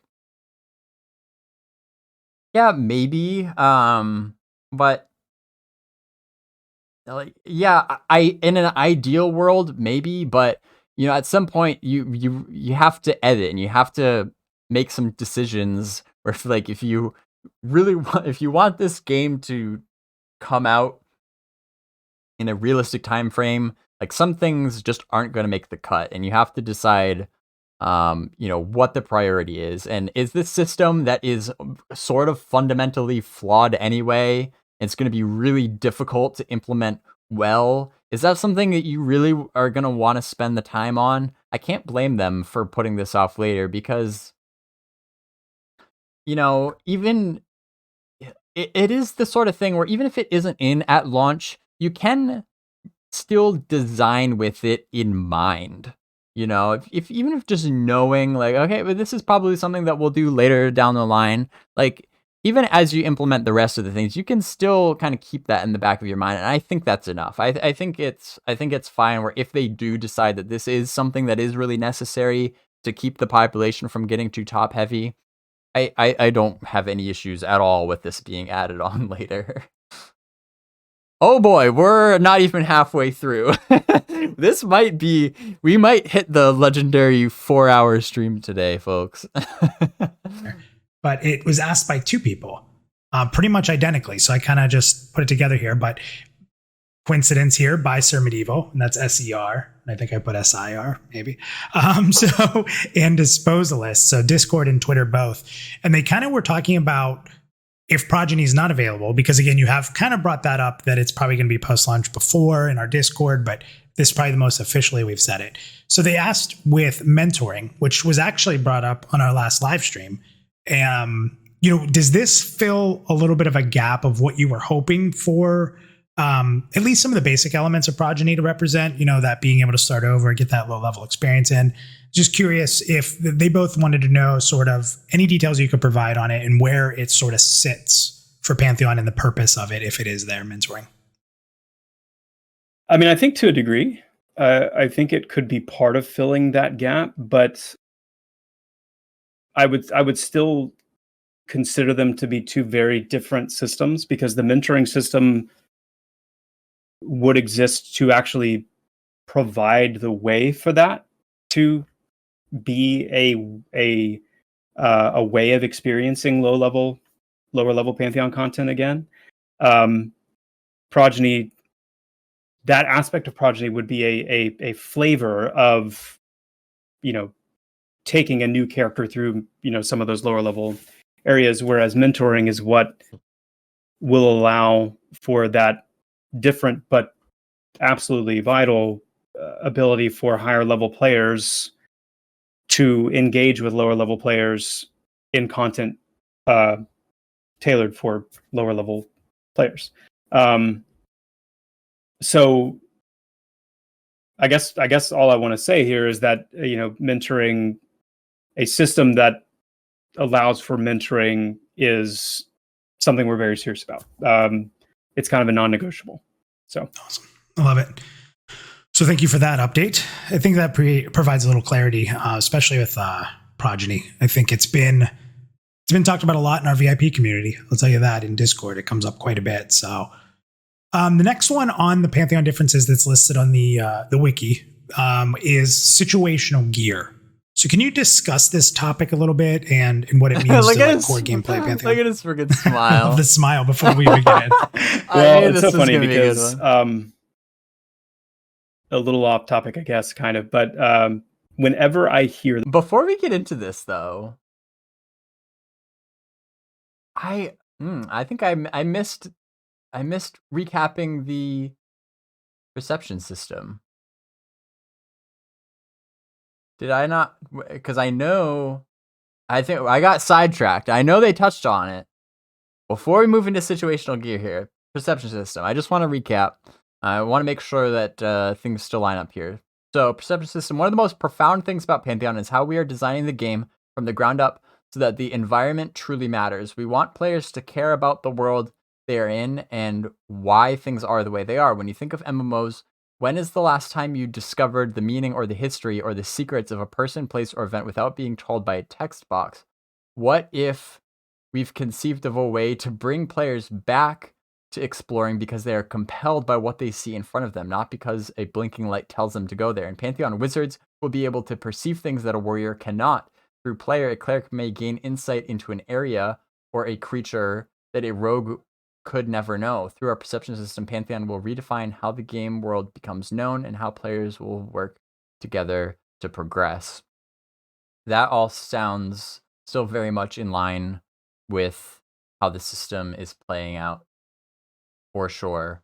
I know Joppa touched on the kind of the light bulb moment for perception system for him, and this was his brainchild when he was playing Guild Wars 2 in Divinity's Reach, and there was in a building, he like looked up and there was this like mechanical constellation that he described as is very beautiful and very curious, and seemed like, it had to have been placed there on purpose. Like somebody spent a whole lot of time designing that asset, and like there must be a reason for it, and he wanted to learn about like what it is and why it was there, but there was no way to do that. There was nobody around to talk to about it, and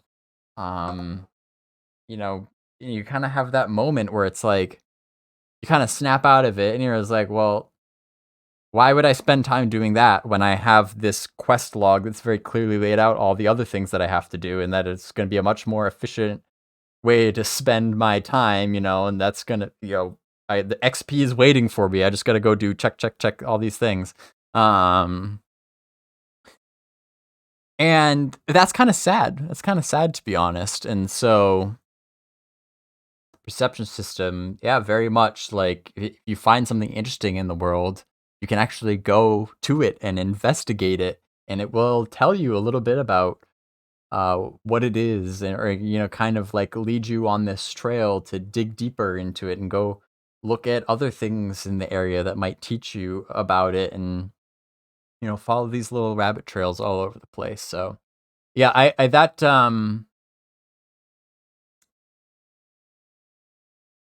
think it's a fantastic system. I think one of the things that I'm still keeping an eye out for, though, that they still have not clarified a ton, is the like aside from just sheer curiosity, why would a player want to pursue that? What is the benefit? What is the value in spending that time if it's not just XP? Like, are there other sorts of incentives that you can offer, again, that don't make things unbalanced, to use that term? I know they've talked about a little bit, but I think that's really what will determine whether or not this system is successful, and whether it achieves its goals of actually, breaking people out of that mindset where they're just, stick to the path, get the XP. Like, if they can do something to actually pull people off of that like autopilot and really truly encourage and reward exploration and investigation and actually thinking and using your brain and like putting together clues and things like that. If they can do that, then that will be massive for the genre, and that will truly be a defining feature of Pantheon. But anyway, moving on from that, let's hear what Joppa has to say about situational gear. The phrase situational gear, specifically those two words together, it invariably reminds me of my first time sitting across the table from Brad having a design discussion. And just a little bit of insight into the two of us. Brad, by full self-admission, was a hoarder in MMOs. He loved the acquisition of items and having gear upon gear upon gear. And it was just a facet that he loved. I'm the exact opposite. I don't like having to manage and keep up with tons and tons of gear. In fact, the first time that I played through the Wrath of the Lich King expansion in WoW, when we got to Naxxramas and the final two bosses, the dragon and then the Lich, you needed so much frost gear. Yeah. Yes, you did. To survive, and I had to take off all my good stuff to wear all of this frost gear just to survive. And it bothered me because obviously the encounter was balanced and tuned around that being the case. But it's just one example of how I've just never had a huge affinity of it. And I remember that conversation with him so vividly because it was the first shouting match that he and I got in, because there were these two deep convictions kind of coming to bear. And it's hilarious to me because we ended the time, with a hug, and everything was great. And it became kind of emblematic for a lot of the sparks and the tension and the things that we would, wrestle through. But so anyway, I had to. That's awesome. No, I love it. I'm sure everyone loves hearing that. It's such a vivid memory that comes back every time I see those two words together, because I just, man, it's fun. It's a good times. So this is one I think we need to revisit and word differently. On one level, I think it's self-explanatory, kind of like the example I just gave with Naxxramas. It's kind of an MMO constant that you're going to need certain gear to do certain things. Now that can be in most MMOs, it being measured in terms of a system like eye level or item level to determine whether the sum of your gear is sufficient to do the content that you're wanting to do. It could be like the Naxxramas example where you need certain resistances and certain specific gear to protect you from certain specific things. All things that we're very used to. The differentiation in Pantheon is it happens when we start layering in that Metroidvania approach to itemization, specifically in how it relates to exploration, how it relates to moving through the game world and opening up more of the game world to you. So if your goal is to get to the height of a dizzyingly high mountain, or it's to get to the in my opinion the sinister dark sinister depths of an ocean trench, which is why I love underwater content so much, because of how much it terrifies me. In Pantheon, there will be gear, there will be skills, there will be abilities that you can acquire that will allow you to get there and to exist there. And that's where I like to emphasize the situational gear component of Pantheon, that it's in so many ways we're trying to not just capture the heart of the combat aspect and the combat experiences of the game, but we're trying to also emphasize the harmonies that go with that melody, if you will, or the large portion of the game that is more than just fighting a target. In some cases, that gear can be a boon. It can be a benefit. So without giving away too much detail, we've got a couple of areas in one of the dungeons that our dungeon areas that our PA testers are going to be able to dive into soon in the next test. Trying to how to navigate this without. I'll say it like this: having something like the Skyhold Grappler in your arsenal would pretty significantly change your options of how to navigate some of this area. So I would consider that to be a boon, something that is part of the progression, the prestige that you have as a character, where now I have this option, and you can laugh as you whisk away while everyone else has to go the roundabout way. Yeah, so Thorndeep says, was that a bean? And yeah, so I think it was last month, right, when they were talking about exploration and adventuring items, and specifically the Skyhold Grappler, which is basically a grappling hook. And I know I was saying that I like really, really wanted that to be in game because I think that sounds like a lot of fun. And the way that Joppa described it in the stream made it sound very much like that was no longer planned to be in the game. But then some people after that stream were saying that no, like, I think it was in the YouTube comments, they're like, no, that actually, he was saying it is going to be in the game, which confused me. He was being kind of like cryptic about it. I interpreted it that it would not be in game, but now I actually kind of think that it is still planned. And is it going to be in the next pre-alpha test? Is that what he's saying? Again, I don't know. I can't tell. If so, I mean, that'd be awesome. But I mean, I don't have I'm not holding my breath for the being able to use it in the next pre-alpha test. But if we even get it in at some point, though, I think that would be awesome. I mean, because that's a fun way to get around right there. Gulo says, I thought he said it will be in game, but will be exceedingly rare. I think that's fair. I think that's a fair assessment. Again, the way he worded it, the way I took it was kind of confusing. But yeah, I mean, if that's fine, I don't think everybody should have a grappling hook. Like, that's not what I'm saying.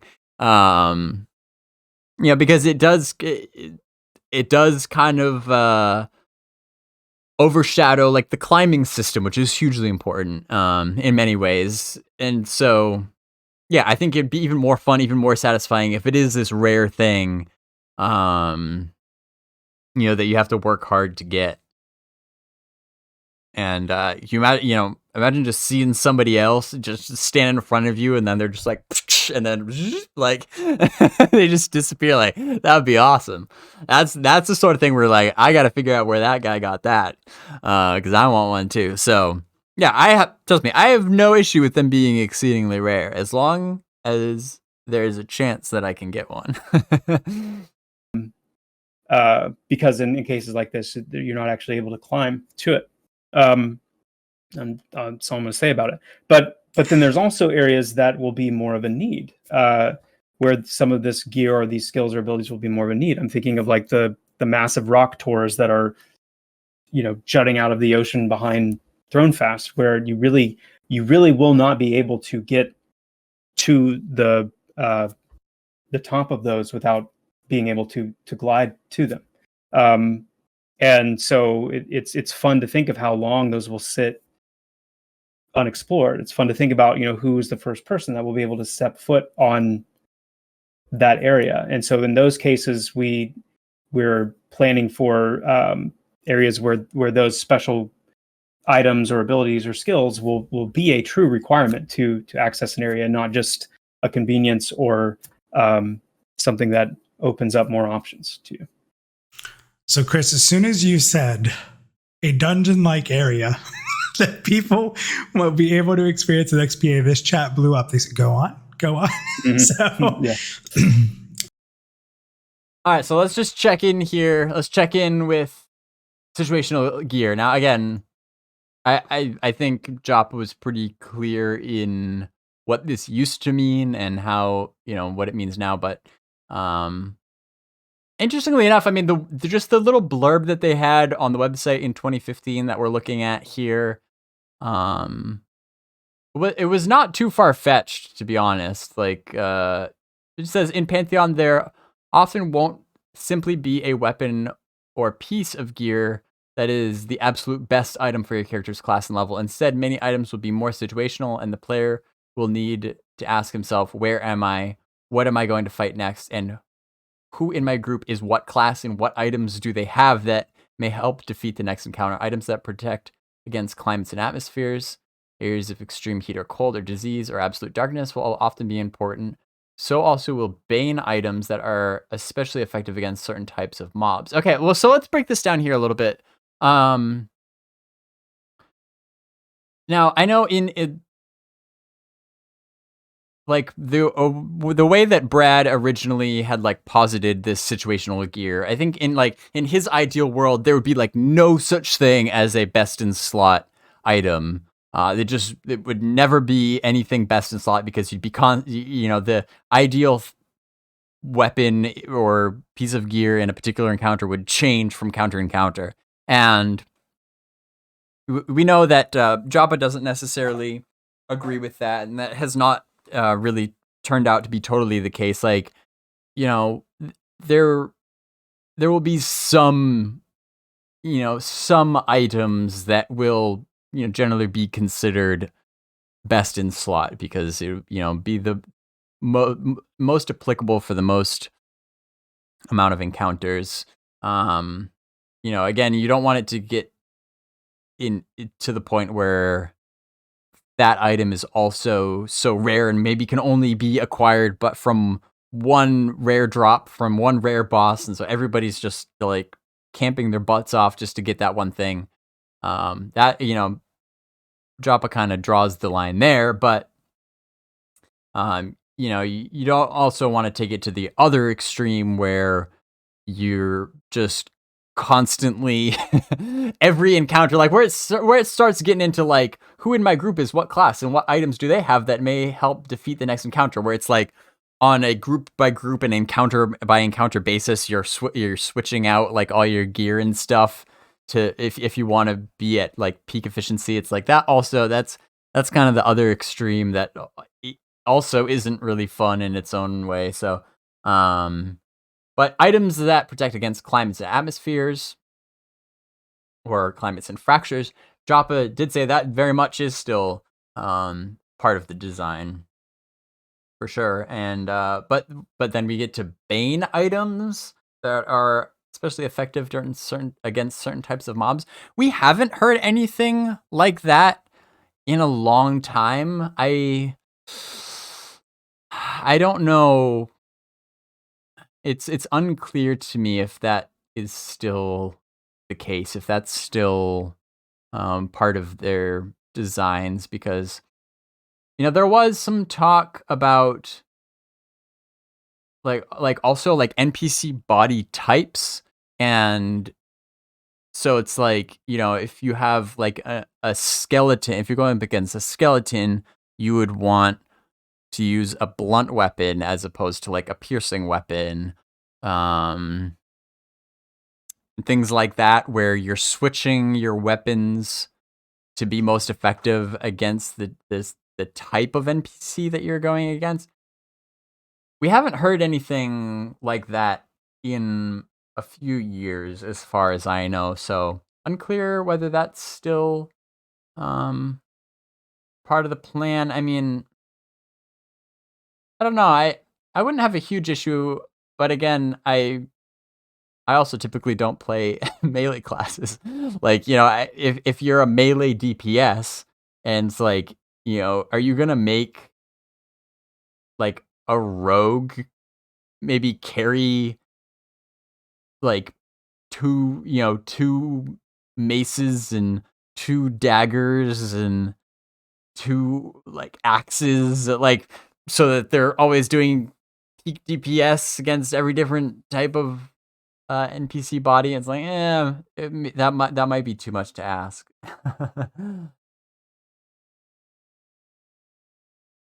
So yeah, that would be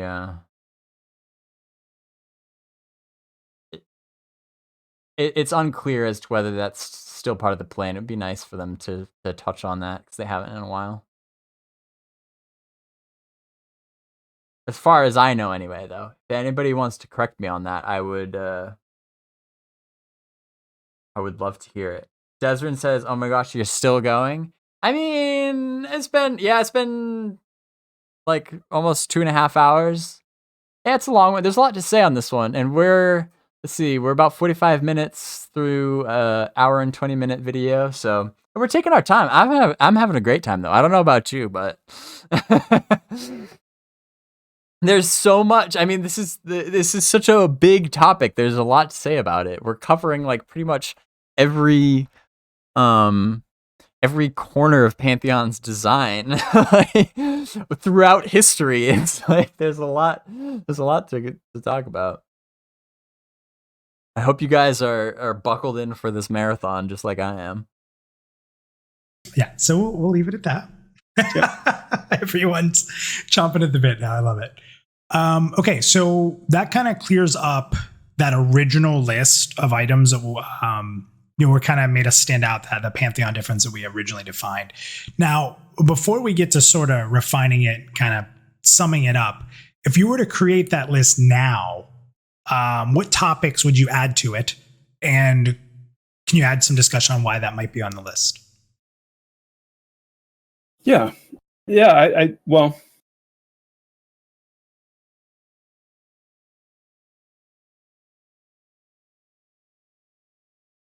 so climbing comes to mind. I think that would be an important one to add, but I wouldn't just put climbing on there any more than I would put swimming or anything else, because it's really what climbing represents. I think the people who glower dubiously at climbing do so because they're really. I mean, I could be wrong. I don't want to assume, but my sense is that they could be only thinking of it as a gimmick, and scrutinizing it as a gimmick, kind of in a vacuum. The point is experiencing it in the context of an open world and an open world MMORPG, where you can literally climb anywhere or nowhere at all. You're not compelled. It is just reality. That's the point. It's the freedom. It's very different from the standard. That's obviously a place I can grab onto and climb, so I guess I'm supposed to go up there. Like that. That's the gimmick. That's climbing as a gimmick. When everything is climbable, when everything can be climbed, it just exists as a natural option available to you to freely traverse and explore. One of my favorite things to hear from testers is it goes something like, after experiencing climbing in Pantheon, I'm constantly trying to climb things in other games, and I'm disappointed when I remember that I can't. I love hearing that, because to me that communicates the goal, which is kind of the intrinsic experience that the climbing system is the freedom it's meant to bring, and how it kind of conditions you to just expect it, to just expect to be able to move freely. That's what we want it to impart to the player, but not just climbing. We want the same thing with swimming. We want the same thing with, any kind of seafaring travel. We want there to be a very clear sense of, I can just start going in this direction.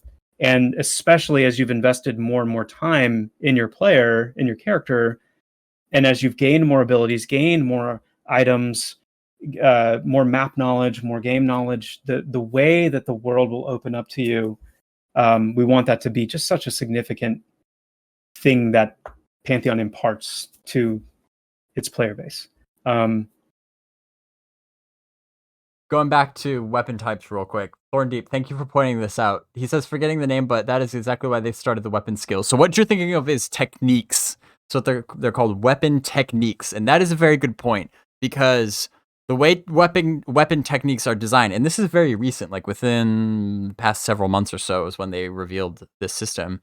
Weapon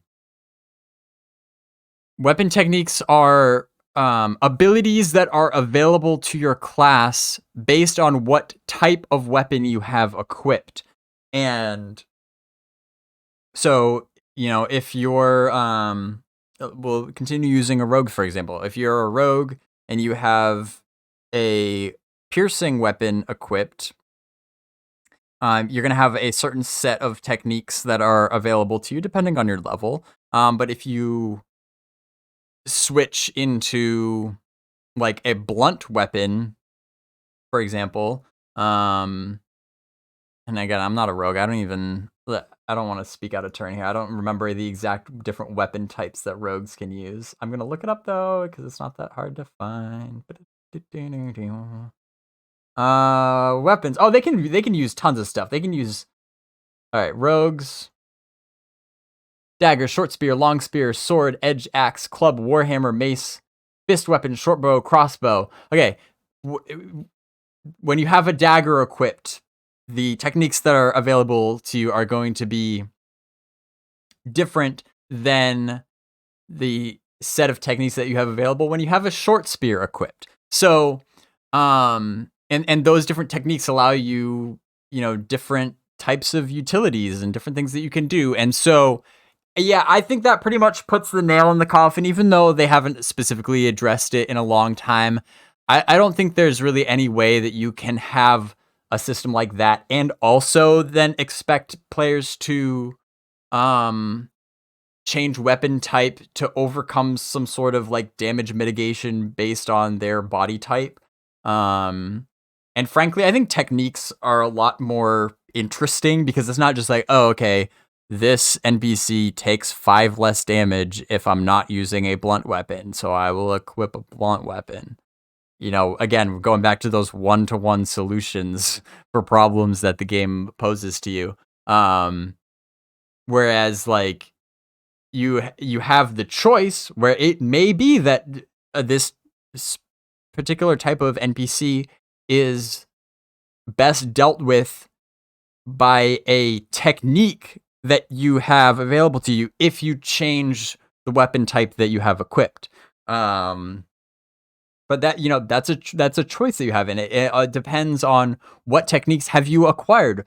How do you use those techniques? Is it a technique that maybe requires some skill or some timing to use effectively? Like, that's so much more interesting than just like damage mitigation. You know what I mean? So, but I think it achieves the same goal in, not just having a best in slot weapon that you have equipped 24/7 for many, many levels, that still kind of gets people thinking about maybe I should bring some different types of weapons with me, to use different techniques in different situations and things like that. So yeah, that pretty much answers that.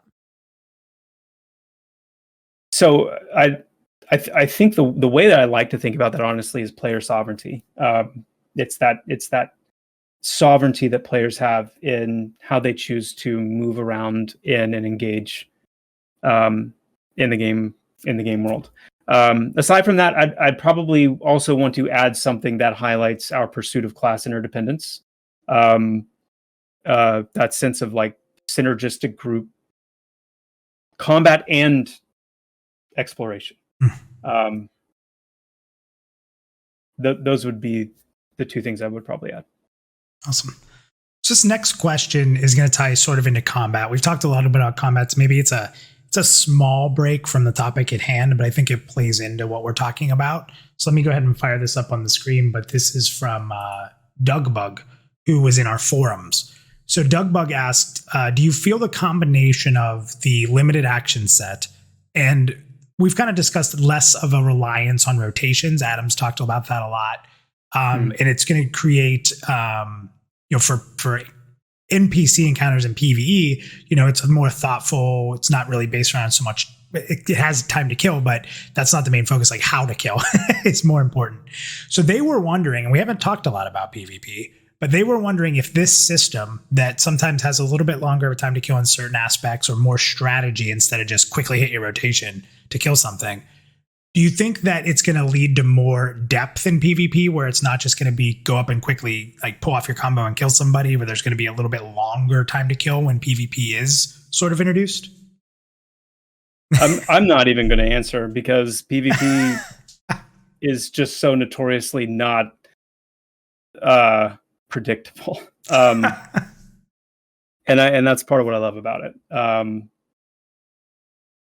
So let me answer this kind of from a different angle first. We actually build and balance combat and its different elements around target TTKs, as opposed to just letting TTK fall where it will. We have goals in mind, for particular level ranges and particular itemization and whatnot. I have to tip my hat to Adam and to Tyler and the work that the two of them have done in really getting that feeling really good. So that said, I expect TTK in PvE to vary wildly, depending on the nature of the encounter, depending on the number of players involved, the level differences, player skill, gear, all that stuff. And there's something when you think about prestige, those are three really big words for me when it comes to game design, when it comes to MMOs, things like that, are the loop, which is 2 words, but the loop, progression, and prestige. Those 3 things are key. And there's something inherently right about gauging your progression and the sense of progression as a player, in how relative TTK decreases as your knowledge and skill and arsenal and potency all increase.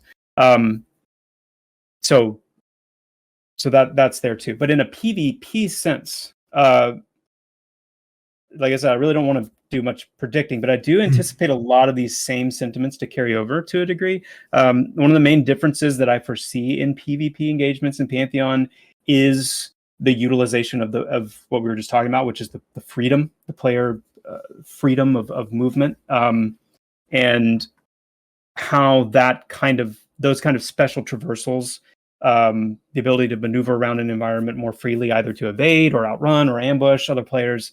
I expect to see that being a pretty dynamic part that you won't see in much or in the same ways as you would in PvE.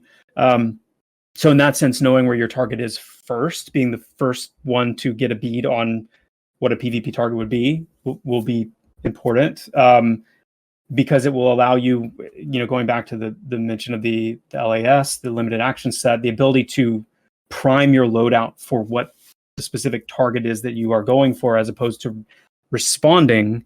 In PvE, we handle that through the fact that we're anticipating you in situations where there would be, a critical need for survival, where you find yourself in trouble. You're going to be with other players, or if you're not, you've kind of known what you're fighting off before you got into it. Whereas because PvP is so volatile, so unexpected and unpredictable, that LAS, I think, will be challenging in a good way, because there's that new layer, that new dimension that you need to be aware of. But getting the jump on someone will be key, or using those traversal abilities, using that freedom of maneuvering, especially if you're just capable of doing more of that, depending on your itemization, your abilities, whatnot, to get enough distance to choose your ability loadout and your weapon techniques accordingly to what you're about to face. I think we're going to see that being pretty key. And so things like skirmishes, things like utilizing the terrain, and even choosing battlegrounds in a sense, of where you want to do battle, as much as possible, I think it's going to really make a big difference in Pantheon when you factor in all the different traversal things that are at play. And I've talked about before how faction is, I think, also going to play a pretty big role in PvP, because of how deep the faction system is going to go, because of the kind of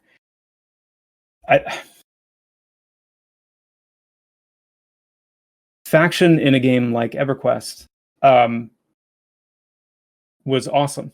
And it was also, for the most part, until later expansions at least, pretty one-dimensional in that you wanted to manage your factions so that you could safely enter and be around certain NPC groups. It wasn't until later that factions started to have much more associated with them, where interacting with certain vendors and access to certain quests and things like that.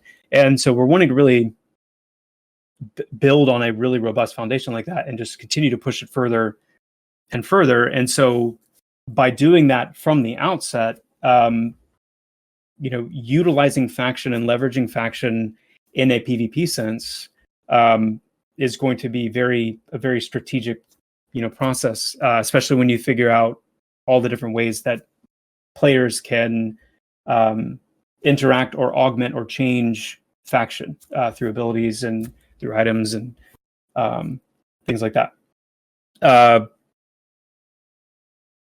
I know I'm at risk of being long-winded, and I know I'm talking about PvP, which is everybody's favorite topic. I do want to reiterate very strongly, I was going to say clearly, this actually. Pantheon is a PvE-focused game. That is what we are building. Will there be opportunities to do very limited PvP on a PvE server? Maybe in certain areas, very opt-in. But when we talk about PvP, we are always talking about PvP on PvP servers. That will be completely separate from PvE servers and the PvE population. Awesome. Well, thanks for giving insight into that. I think I was actually going to ask you to clarify, that PvE first is the way we're going, but it's exciting. It's still exciting where it can be and what that's going to mean for what that experience will look like. Because I think what you said before in the past is that when it's not this system that's just dialed in to be rock, paper, scissors, and it's more natural and it just evolves, sort of like we've talked about with our classes, it's important. So, So let's recap real quick. This isn't maybe perfect, but just for everybody who's been listening, we had our list on the Pantheon Wiki. We're going to update it on the website. But if we said that this was our Pantheon difference now, it would be something along the lines of, first would be fractures now in climate systems, NPC combat tactics, the NPC dispositions and traits, strategic and interdependent combat, perception system, combat and exploration focused itemization, and then player sovereignty. You say that that's a good kind of refresh of it? I do. I think that's a great list.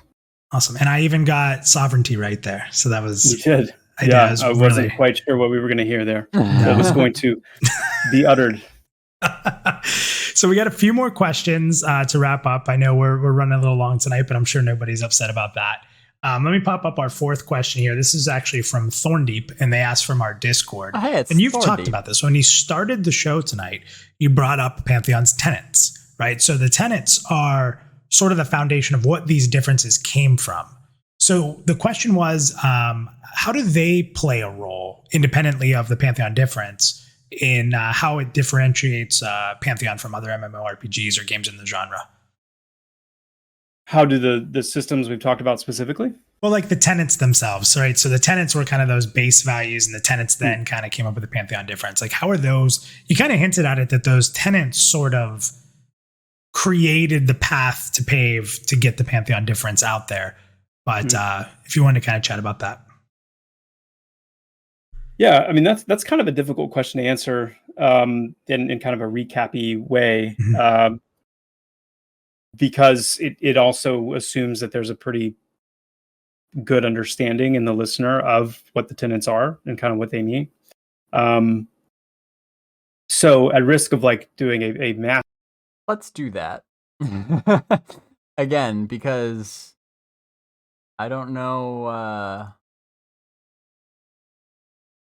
how familiar people are with the tenets these days, with them not being posted prominently on the Pantheon website anymore. They're buried at the bottom of the FAQ.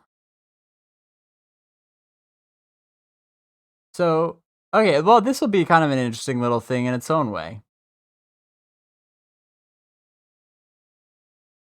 September 2015, game Tenets. Awareness that content is king, a requirement that classes have identities. No single player should be able to do everything on their own. A belief that game economies should be predicated on delaying and minimizing item value deflation. A commitment to a style of play that focuses on immersive combat and engaging group mechanics. An understanding that a truly challenging game is truly rewarding. An expectation that with greater risk will come greater reward. An understanding that player involvement is required for progression. All actions or lack thereof should have consequences. Positive actions should be rewarded. Apathy or lack of action should not be rewarded with bonuses. A belief that meaningful character progression will always involve a player increasing in both power and prestige. A mindset that some degree of downtime should be part of a game, ensuring players have time to form important social bonds. A belief that an immersive world requires intelligent inhabitants. An understanding that faction and alignment should be an integral part of interacting with the world and its citizens. A sincere commitment to creating a world where a focus on cooperative play will attract those seeking a challenge. A belief that the greatest sense of accomplishment comes when it is shared and earned. An agreement that player levels should be both meaningful and memorable. And lastly, an assertion that player versus environment should involve more than NPCs engage the world. That was 2015. Those were the game tenets that Pantheon was founded on. And I think we can see a lot of common threads, even with what we have heard Joppa say here today about where the design currently is. It is rooted in these original tenets, and going then, just for the sake of comparison, to the tenets as they are currently listed on the Pantheon website. They've made them a little bit more succinct, I think, because that was a mouthful. But we can see that the tenets are still the same. They've made them a little less wordy. Like it just says, content is king. Classes have distinct identities. No single player should be able to do everything on their own. Game economies should delay and minimize item value deflation. Combat is immersive with engaging group mechanics. A truly challenging game is truly rewarding. Greater risk earns greater rewards. Player involvement is required for progression. All actions have consequences, or lack thereof. Positive actions should be rewarded. Apathy or lack of action should not be rewarded with bonuses. Meaningful character progression increases both power and prestige. Ensure players have time to form important social bonds. An immersive world requires intelligent inhabitants. Faction and alignment is an integral part of interacting with the world and its citizens. Focus on cooperative play that will attract those seeking a challenge. The greatest sense of accomplishment comes when it is shared and earned. Player levels should be both meaningful and memorable. Player versus environment should involve more than NPCs engage the world. Okay, so they've kind of broken them up. Some of them, some of these longer ones were really kind of like two tenets in one, which they've kind of broken up here into a nice even 20. And they're much shorter and easier to understand, which I think is great. But we can see that the tenets still, are very much, even though they're not as prominent on the website, they are still there, and they are still with the same sentiment. And I think, as we've seen here through this conversation already with Joppa, that they are still very much alive and well in their implementation of these systems. But Thorndeep, thank you for asking that question to Joppa. Let's hear the rest of what he has to say about that. Massive deep dive. I don't know if I could restrain myself from going too long on those. I think if I was going to try to recap and draw more of a simplistic connection there, it would be just to highlight a perspective. I think that's important. The tenets of the core beliefs are what guide our decisions. They're what guide our design sense. They're what ultimately allows us to look at something high level, low level, whatever it may be, and make an ultimate call. There is a kind of game that we are wanting to create. There are goals that we have, and the designs and the decisions we make need to support that. when it comes specifically to differentiation and how it will ultimately be different from what else is out there, I again, the perspective I want to highlight is simply that it's important to look holistically at the two things you're comparing, whatever they may be, Pantheon and whatever. The reason I believe Pantheon will be firmly differentiated is not because of one system. It's not because there's this really unique spin on this one system that's very different from the way the system is done in all these games. It's the holistic package. It's all of the way that all of it works together to shape your gameplay experience when you play it.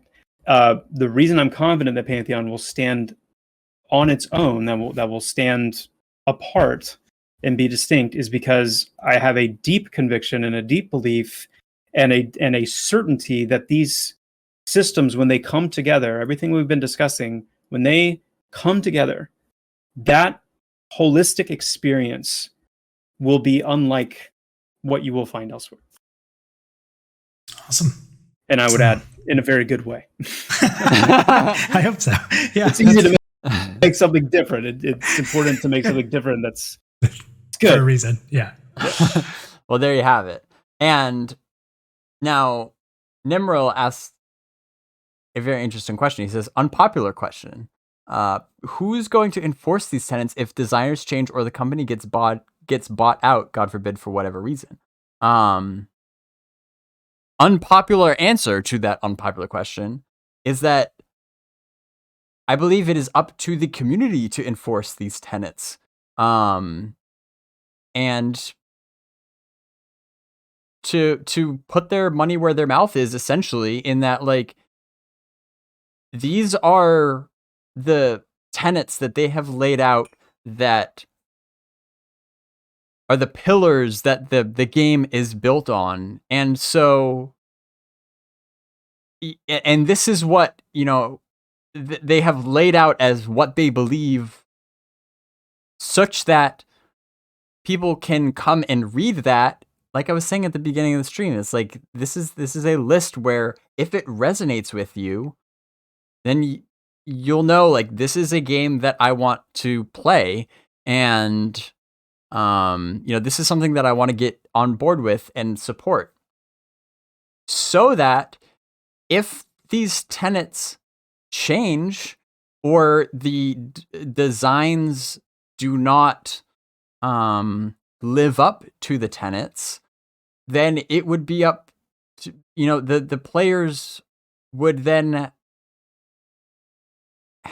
you have to make the decision that, maybe this is not a game that I want to play. Maybe this is not for me.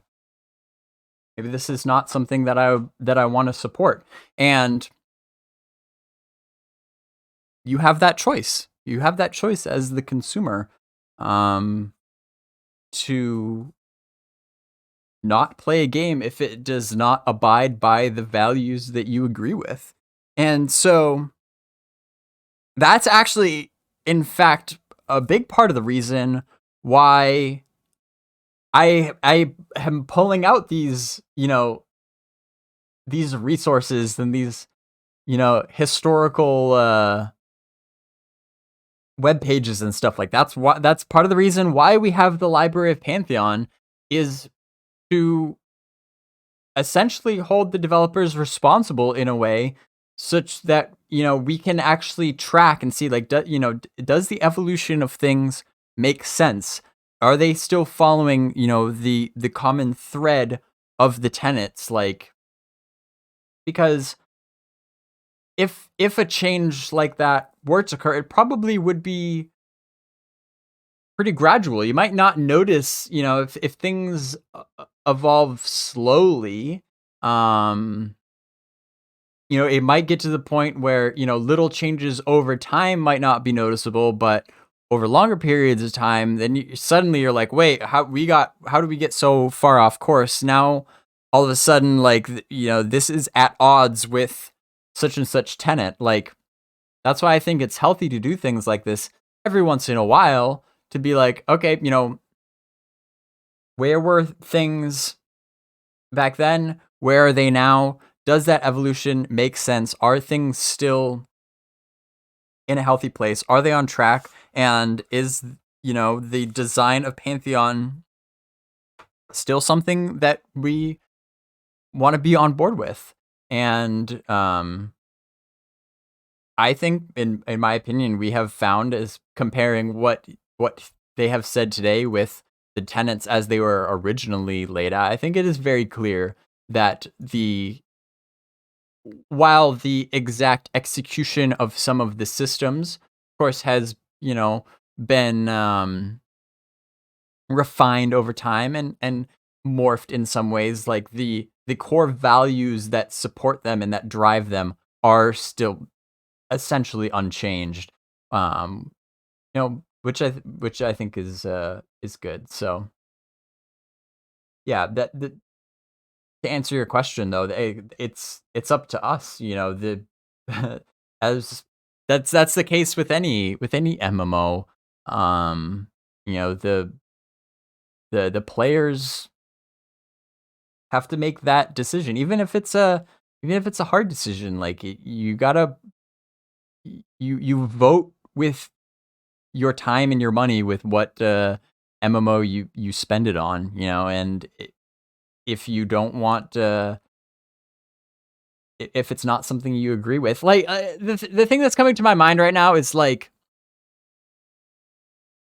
games with microtransactions, for example.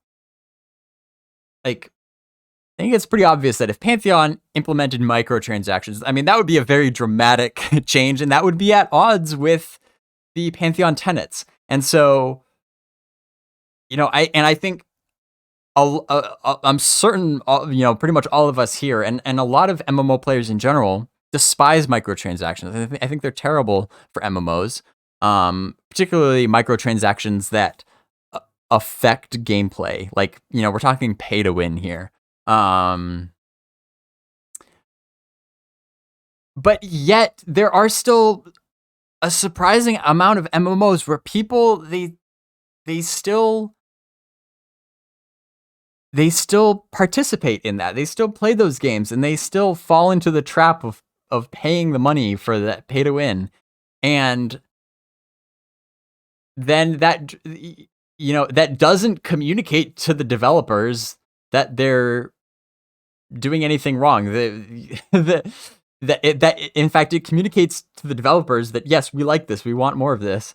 And so the only way to really stop that, to discourage developers from going that route, is to make it clear and not participate in it. If you don't want to play a pay to win MMO, do not pay to play it. So it falls on us. The consumers dictate what they want, and then the developers follow suit. It's really as simple as that. We'll jump into another question here. This is also from Discord, and this is from 187. And one of those tenets, that's why I kind of threw it in here, is like player reputation, right? So they ask, what ways will players be able to affect their reputation in meaningful ways? And I'm going to give 187 a heads up that it is towards the end of the show, and this could be another entire episode of Parting the Veil. So, Chris, how would you kind of sum that up in a way that, kind of fits? Well, and Nimrod, don't feel bad about bringing that up, by the way. I think you're right. It's not pleasant to think about. And I don't think, as we stand here today, I see no reason to believe that Pantheon will go that route. I know you're talking, who knows 20 years from now what the MMO landscape will be like. None of us can see that far into the future. So, even though I don't think at all that it will go that route, I think it still is important to talk about that and to, be mentally prepared and keep that in mind. Even if it's something, that's not fun to think about, it's important to have those discussions. So I think it's an excellent question. this question does do a really good job of bringing us kind of right up to the door of another major tenet of Pantheon, specifically our desire to create a socially driven game. And so the simple answer here is that the more social, the more community driven your game is and the gameplay is, the more primed I believe the atmosphere therefore is for players to make meaningful marks on so the server you play on is an online community, essentially. It's an online community of people existing in a world. And the more socially charged your game is, the more community driven your game is, the more natural organic opportunities you have to make a mark on that community. Conversely, the more fractalized and compartmentalized and disconnected and instanced and all that stuff your game is, the clarity and the contours of your online community blur into non-existence. That you become part of the mass void of just faceless, nameless people. So I think it's key that online community, that strong sense of community is established in these environments, these servers, where you're inhabiting the same world. And I can tell you, in addition to that, what we want to see a return of skilled players becoming known in game for what they have accomplished or their feats in game, not only because they're a well-known streamer, even though we love streamers, and I can't wait, honestly, to see Pantheon being streamed more broadly. I very excited about that, but that's something we want to see. We want to see economies that are very vibrant and healthy, and tradespeople that become known within these economies of a server for their craft, for the time, the attention, what they've invested into that craft. And some of those tradespeople become essentially, famous, very well known for what they can create. We want to see guilds working together. We want to see guild alliances. We want to see guild controversy. We want to see guild rivalries. We want to see guild wars. That's going to be a fun one to kind of unpack, kind of our goals and desires for an evolved, more robust guild war system. We want to see socially driven gameplay, and in that environment, I think there are lots of ways for natural, organic reputation shaping to occur. Awesome. I love it. A little bit of exciting things for future discussion there too. So before we wrap everything up, we are going to have one more question. But first, I just want to let everyone know we are a crowdfunded game. And your support has always, it does a lot of things for us. It helps us get the game going. For anyone who wants to become a pledge member, you can check that out on pantheonmmo.com. But it's also so much motivation from showing up for streams, retweeting content, sharing with friends and family, whether that's on Twitter, YouTube, anything we're on, checking out our forums, even just checking out the webpage, being a part of our Discord community. All that stuff is extraordinarily important to not just helping us complete the game, with your pledges, but also with your support, which I wish we were able to fully explain what it means to us when we're crunching and things are going and, we're driving and we look up and see these motivational things or this great feedback that, we want to have. So just, again, thank you to the community. We can't do this without you. And it just can't be said enough. So Chris, that was a little bit of I guess you'd say letting people know like how we're going. But the last question here, I absolutely love. And I laughed when you were kind of talking about it with me. So this is from Xanafel, and this was on our forums. And they said, can you give a quick elevator pitch or sales pitch for those who grew up in a fast-paced theme park race to max level MMORPG, on why Pantheon is a game they should check out? And what did you say to me right away when it was a quick elevator pitch? Yeah, Well, I said, fortunately, I'm not the guy at Visionary Realms that has to craft elevator pitches. I was gonna say I want to time them, and therefore this this won't be super short trying to answer this. I don't have any desire to try to put this into an elevator pitch, even though I understand, I appreciate the question. Well, let's okay. Just out of curiosity, it's 1:05:50. Let's see how long it takes. Okay. They gave you 30 seconds in chat. I was gonna say, and now he's thinking. This is a classic Joppa to prepare pause. what I'm going to say, or to give the whole thing start to finish. No, go for it. Oh wow! All right, now it's 1:06. I have had to do that a few times over the years, and given enough time, I can sit and distill something down. But he has taken 30 seconds to. This is a really great question. I don't know why I find this so funny. He has taken 30 seconds just to prepare for this. And now he's like, this is a great question. You should add that to the bingo cards. Joppa thinks. Oh man, that's a good one. Joppa pauses for more than 5 seconds to answer a question. Or Joppa says, this is a great question. I'm going to make a note of that. That's hilarious. Though, I mean, this is the kind of stuff that I really enjoy thinking about. I mean, I can tell you right off the bat that, like, when I think about my 12-year-old that is, knee deep into Fortnite and games like that, as much as he loves seeing the things that I do, and as much as he loves, the idea that his dad works on video games and things like that, would he ever really want to play something like Pantheon? I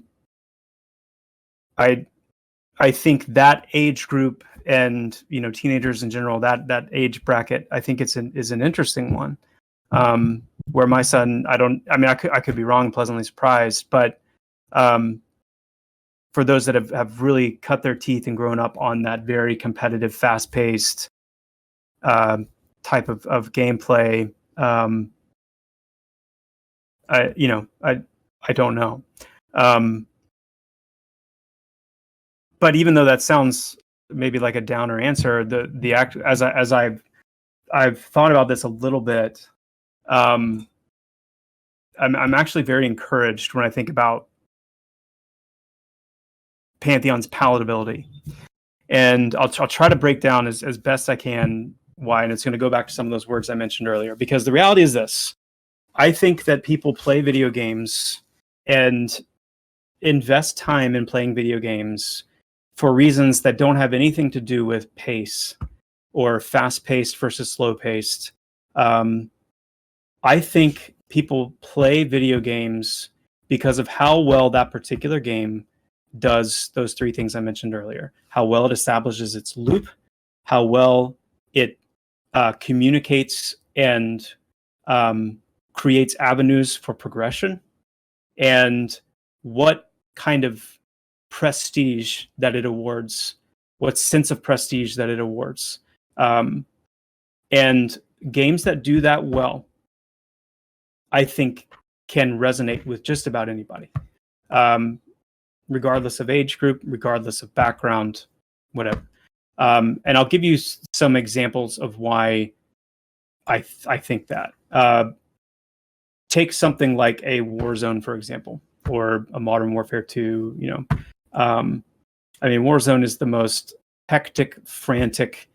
You're sliding around on your butt everywhere you go. You're spamming your ground slide. It is not anything that appeals to me personally. But that doesn't matter, because there are a ton of people that play it. It's a good game for what it is. But I know people who main Warzone who also love Tarkov, Escape from Tarkov.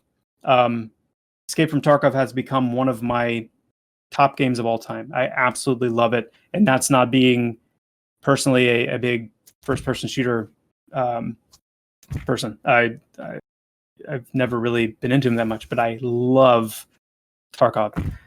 But what's fascinating to me is how you can have people that love Warzone and love Tarkov. One of them is frantic, it's fast-paced, it's chaotic, it's, just flinch motions everywhere you turn, like it's insane. The other one is slow, it's steady, some would argue a bit clunky.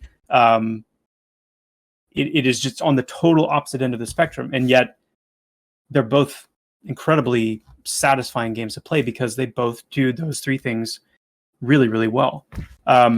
We are seeing in a new game, or a game that's it hasn't launched yet, but it's starting to kind of become more known. It's called Dark and Darker, which takes all of the things that are amazing about Tarkov and puts it into a medieval fantasy setting. Brilliant move. It's a game I'm excited to try, and it is as slow as you can imagine. The swinging of your weapons, the movement, like it is very slow, but the pacing works well within the context of that game. And again, the loop, the progression, the prestige, it's all there. People who play, some of the fast-paced, the more fast-paced MMOs and action combat MMOs and things like that can love Dark and Darker. So when I think about Pantheon and I think about its, how is it going to resonate with someone who is more used to and typically trends towards faster-paced games, I think the key is ultimately that we do those three things well. If the loop that exists, and the loop simply means like, what am I doing when I log into the game? Is there something attainable? Is there something coherent? Is there something meaningful? Is there some kind of like coherent, congruent thought that I have about what I'm going to do, what I want to do, and how well that loop ultimately starts and progresses and closes itself. The second is the progression, and that is, am I getting a sense of satisfaction as I go through this loop? Am I accomplishing things? Am I accumulating things? Am I acquiring things? Am I becoming more powerful? Am I becoming more capable? And then thirdly is the prestige, which is, at different points throughout that process, am I able to, in a sense, flex myself? Am I able to show off in certain manners what I am capable of doing because of what I've accomplished? And I think, again, if those three things are done well, and then the ultimate capstone on all of that being, is it fun? Do you genuinely have fun? Or are you just deeply invested in one of those three things? Is one of those three things, one of those three hooks in you really hard? I can tell you from personal experience with EverQuest, for example, which, just to be clear, I recently fired back up and started playing again because I had an itch to get in and play it again. But I'm not having fun when I play it. I am compelled by progression in that game. Progression is what hooks me with EverQuest. My hair's not blowing back, and I'm not sitting there just having the time of my life while I'm meditating and waiting to kill the next, the 100th thing that I'm killing. But what I am compelled by is I have never had a Shadow Knight, a level 70 Shadow Knight. I would really like to attain that. I want to experience what it's like to play that class and achieve that. That gets its hook in me. And that's me, I've played EverQuest for, it is, one of my top time, and will always be one of my favorite games. It inspires so much. So I'm not knocking on the game. It's an amazing game and still is amazingly. But I'm just highlighting, like, that's, so to bring it back around to Pantheon, the goal is, let's accomplish all three. Let's work hard to create a coherent loop that players can coherently understand and get behind whenever they log in to play the game. Let's make sure that there is ample vertical and horizontal paths of progression to make sure that that hook is robust. And let's make sure that there's opportunity for that prestige to be communicated to other players. And with those three things working in harmony, let's make sure the game's fun. Let's make sure that we are paying attention to whether the game is fun to play. We accomplish those things, and to the degree that we accomplish those things, I believe Pantheon is able to resonate with just about anybody. Very well said. Very well said. I think we Twitch went crazy there for a minute. So unfortunately, for a very short moment there, we cut out. But no, we caught it, and I mean that is. I mean, I really don't have much to add to that, to be honest. I mean, I think that's a fantastic answer, and really well said in kind of a surprising way, almost. Like the way he described it is a way that I haven't really heard it described before, as to like, you know, why do we really get captivated by a game? You know, what draws us to certain games, and certain types of games, and I'm going to keep that in mind. Some of the things that he said there, because I think that's a really great way to explain it. That really isn't talked about often enough, and now that took him about 9 minutes to go through. It's a long elevator ride. But I really am in no position to judge, because I have been live for over 3 hours now. So let's go ahead and wrap this bad boy up.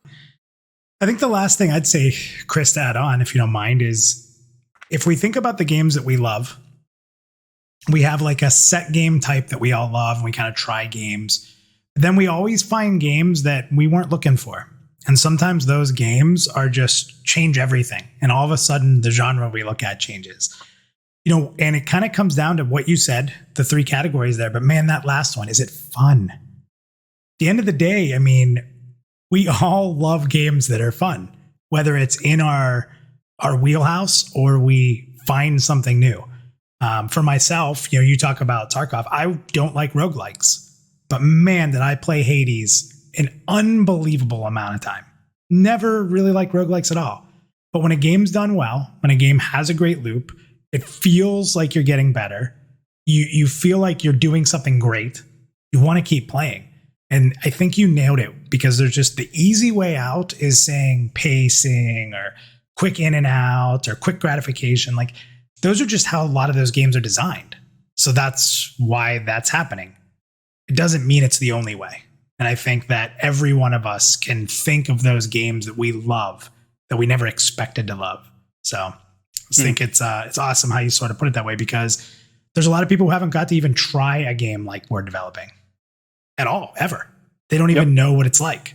So being able to introduce that to anybody is just exciting. And I think that, like you said, if that loop, the progression, the prestige, and is it fun? I just don't know where in gaming fun kind of got forgotten, but is it fun? You know, that's what we look for. It's an escape, right? Everything we do every day, when we game, it's a way to take our minds off of some of the crazy and escape. And if we can create a world that does that and it's fun, I think we're going down the right path. So, Chris, I love that. Thank you. Thank you for that 30-second elevator pitch. I love it. Yeah, I think I kept it under 30 seconds there. Yeah, I think so. He doesn't want to be long-winded, though. Our conversation tonight, Chris, we went a little bit longer. I don't think that was ever something we didn't anticipate would happen from time to time.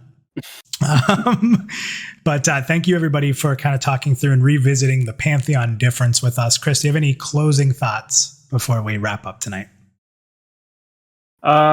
Just that we are working very hard on getting us to this next pre-alpha session, which is coming up quickly. And avoided also, saying soon. working very hard along with that to really lock in an opportunity for to get this stream in. So stay tuned.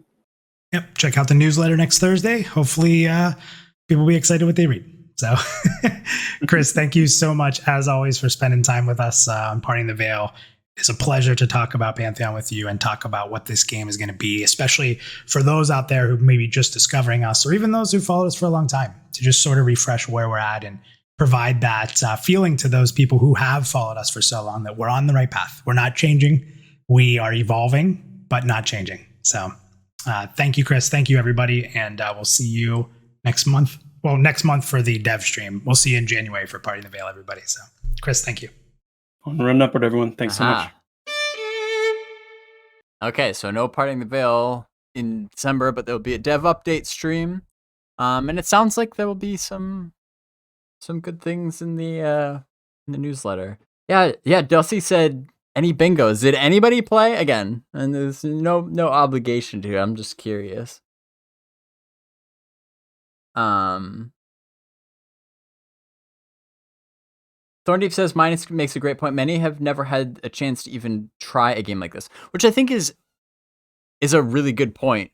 Because don't knock it till you try it. Like, a lot of people, they might not like the idea of it, but thinking about it and actually playing it are two very, very different things. I mean, I would say certainly that applies to the climbing system specifically. I know they were kind of alluded to it a little bit. There are a lot of like non-believers in the climbing system, and I think in 95% of those cases, it's very obvious to me that those people have just not played Pantheon before and have never had a chance to actually use a free form climbing system in the way that Pantheon has implemented it. Like, yes, I know climbing in an MMO strictly is not revolutionary. We've been climbing ladders and certain rock walls for a long time now, but a climbing system where you can progress to a point where you can literally climb anywhere that is unique, and it is the sort of thing that you can't really imagine what that's like until you actually do it. And so that will be it'll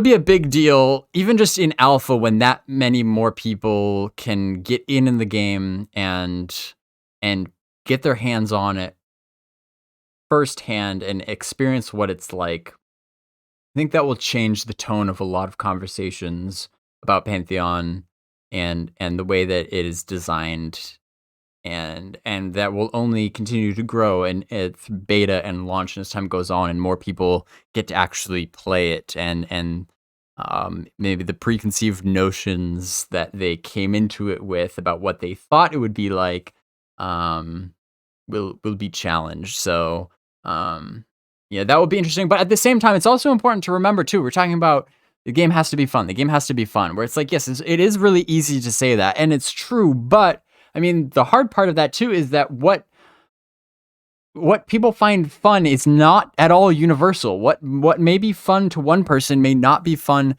to another. And so again, I have no expectation that Pantheon is gonna be, this massive blockbuster hit that's, just spreads like wildfire. I don't really think that's going to be the case, to be honest. I think it will exceed many people's expectations. But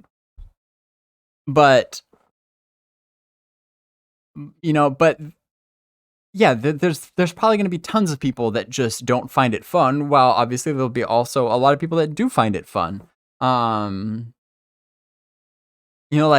Like an example that comes to mind, talking about Magic the Gathering. I love Magic the Gathering. And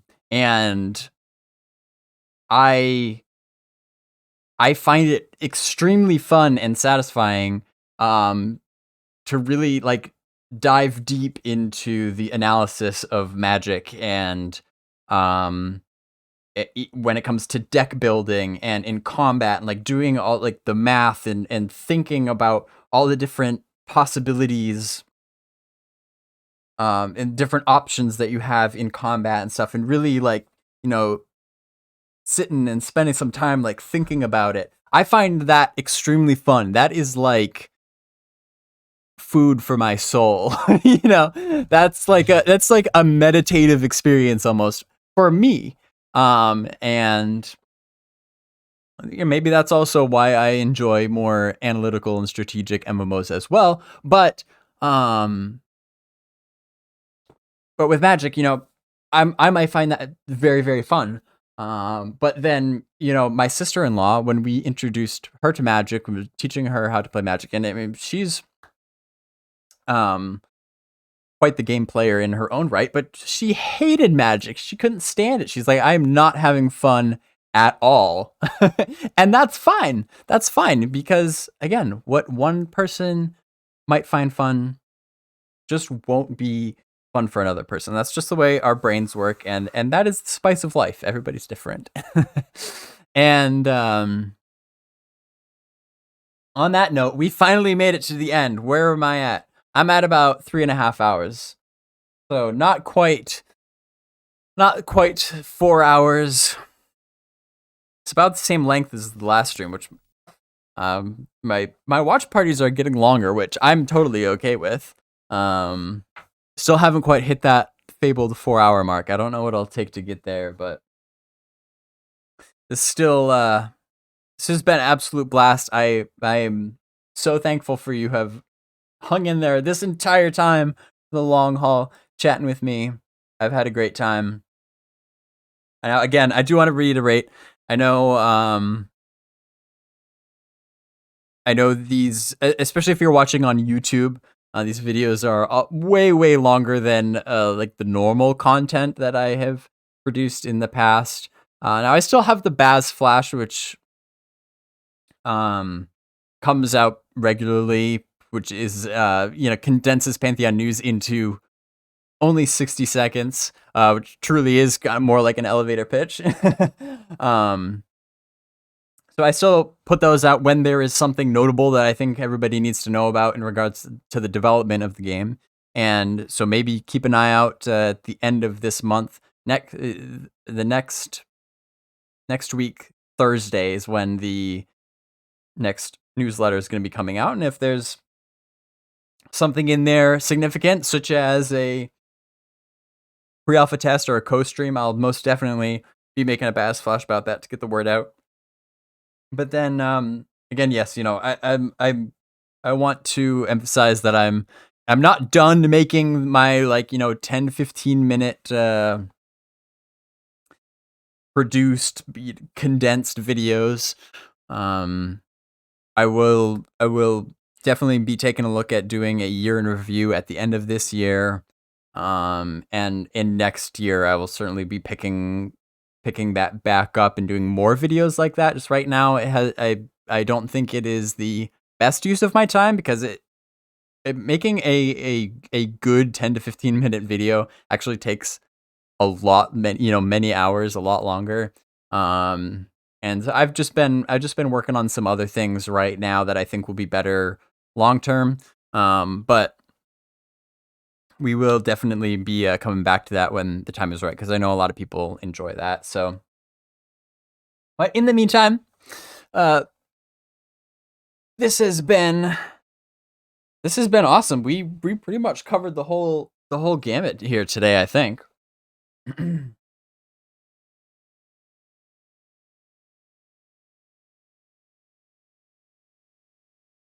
Bolthar says, "What got you to be so persistently passionate about Pantheon for so many years? Was it meeting Brad?" That's an excellent question.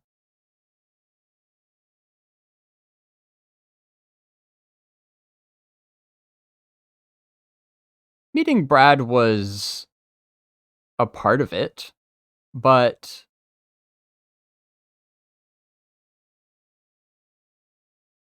certainly not all of it. Now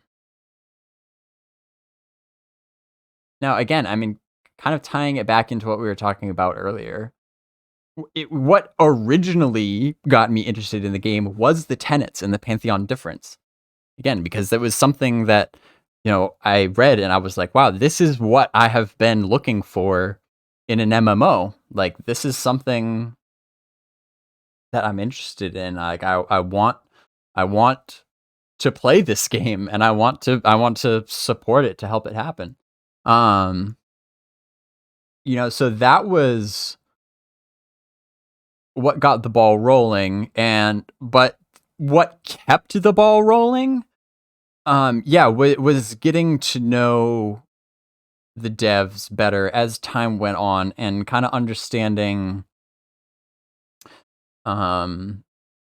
their passion and their drive for a game like this. Like it's something, and just their absolute just dedication to doing it right was pleasantly surprising to me. It was kind of refreshing. Like, it was something that I hadn't really seen a lot of other studios do with that amount of care, and that it's infectious, to be honest. And that was kind of solidified when I had a chance to meet them in person. Yes, Brad was certainly there, and he's a big part of that, but it wasn't just Brad. I if it was just Brad that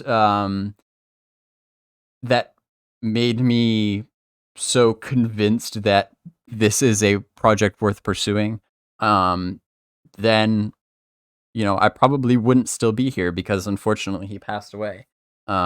It really was meeting everybody else on the team as well, and seeing that they all had that same level of dedication that Brad did. And there's just something, it's just indescribable. I wish everybody had the opportunity to meet them and talk to them to the extent that I did at the conventions that they've been to. When you can really just like look somebody in the eye and connect with them, you look at things a lot differently than just listening to them talk in a video. When you can actually ask them questions and get an immediate response, and you can see it in their face, and it all comes back to that, just the grit that they have as a team, knowing that, that they believe so deeply that what they're doing is something that's worth doing, and that they are committed to learning from their mistakes and just overcoming whatever obstacles come their way to get the job done. I know that is the single most defining factor of someone's success. And if I really had to put a pin in it, that would be it. I mean, obviously there's a whole bunch of other things that play into that and support that. I wish I could just download my entire experience and everything that I've learned throughout these years and have you just instantly understand where I'm coming from. I do my best to convey it, but it really is, it's just my personal experience in all the time that I've spent looking into it. But if we really had to kind of like summarize it succinctly, my elevator pitch for why I still persistently follow this game so much is because it's just incredibly clear to me that they have the personal integrity and perseverance that is needed to see it through to fruition and to reach that goal that they have laid out, what Joppa is describing, that he explained so well at the end of this video, that I'm very confident that they will get there and that it will be worth it when they do. Again, I make no claims about being able to predict when that will happen or what will happen along the way. You know, I can't see the future, but I'm confident enough in that they will see it through, and I want to be here when they do. You know, I want to be able to look back at this video whenever that is in the future. We can come back to this watch party, and see the journey. You know, I think it. I think that will be an incredible story that needs to be told when they do that. Like, I just think about how incredible that is, and the unlikely circumstances that they've had to overcome, in order to just do something that they felt was worth doing. Like, that's just a very human experience that I think can apply to a lot of different things that needs to be celebrated. Just even when, you know, very few people believed in them, and people saying you're never gonna finish this game. It's vaporware. You guys are scammers. Blah blah blah. You get all this like noise online, but yet they continue. And when things go poorly and they make huge mistakes, or they have just really unfortunate, unforeseen things that happen to them, whatever the case may be, they trudge on. And I just think it's just fascinating. It's like, it's just as purely an observer standpoint. Just watching that unfold, I think it's such a rare opportunity that it's like how could I not be captivated by that and want to continue watching? Like, it's like the craziest drama. Like, what's gonna happen next? The development process of Pantheon has been so wild. It's like that's why I'm hooked. It's fantastic.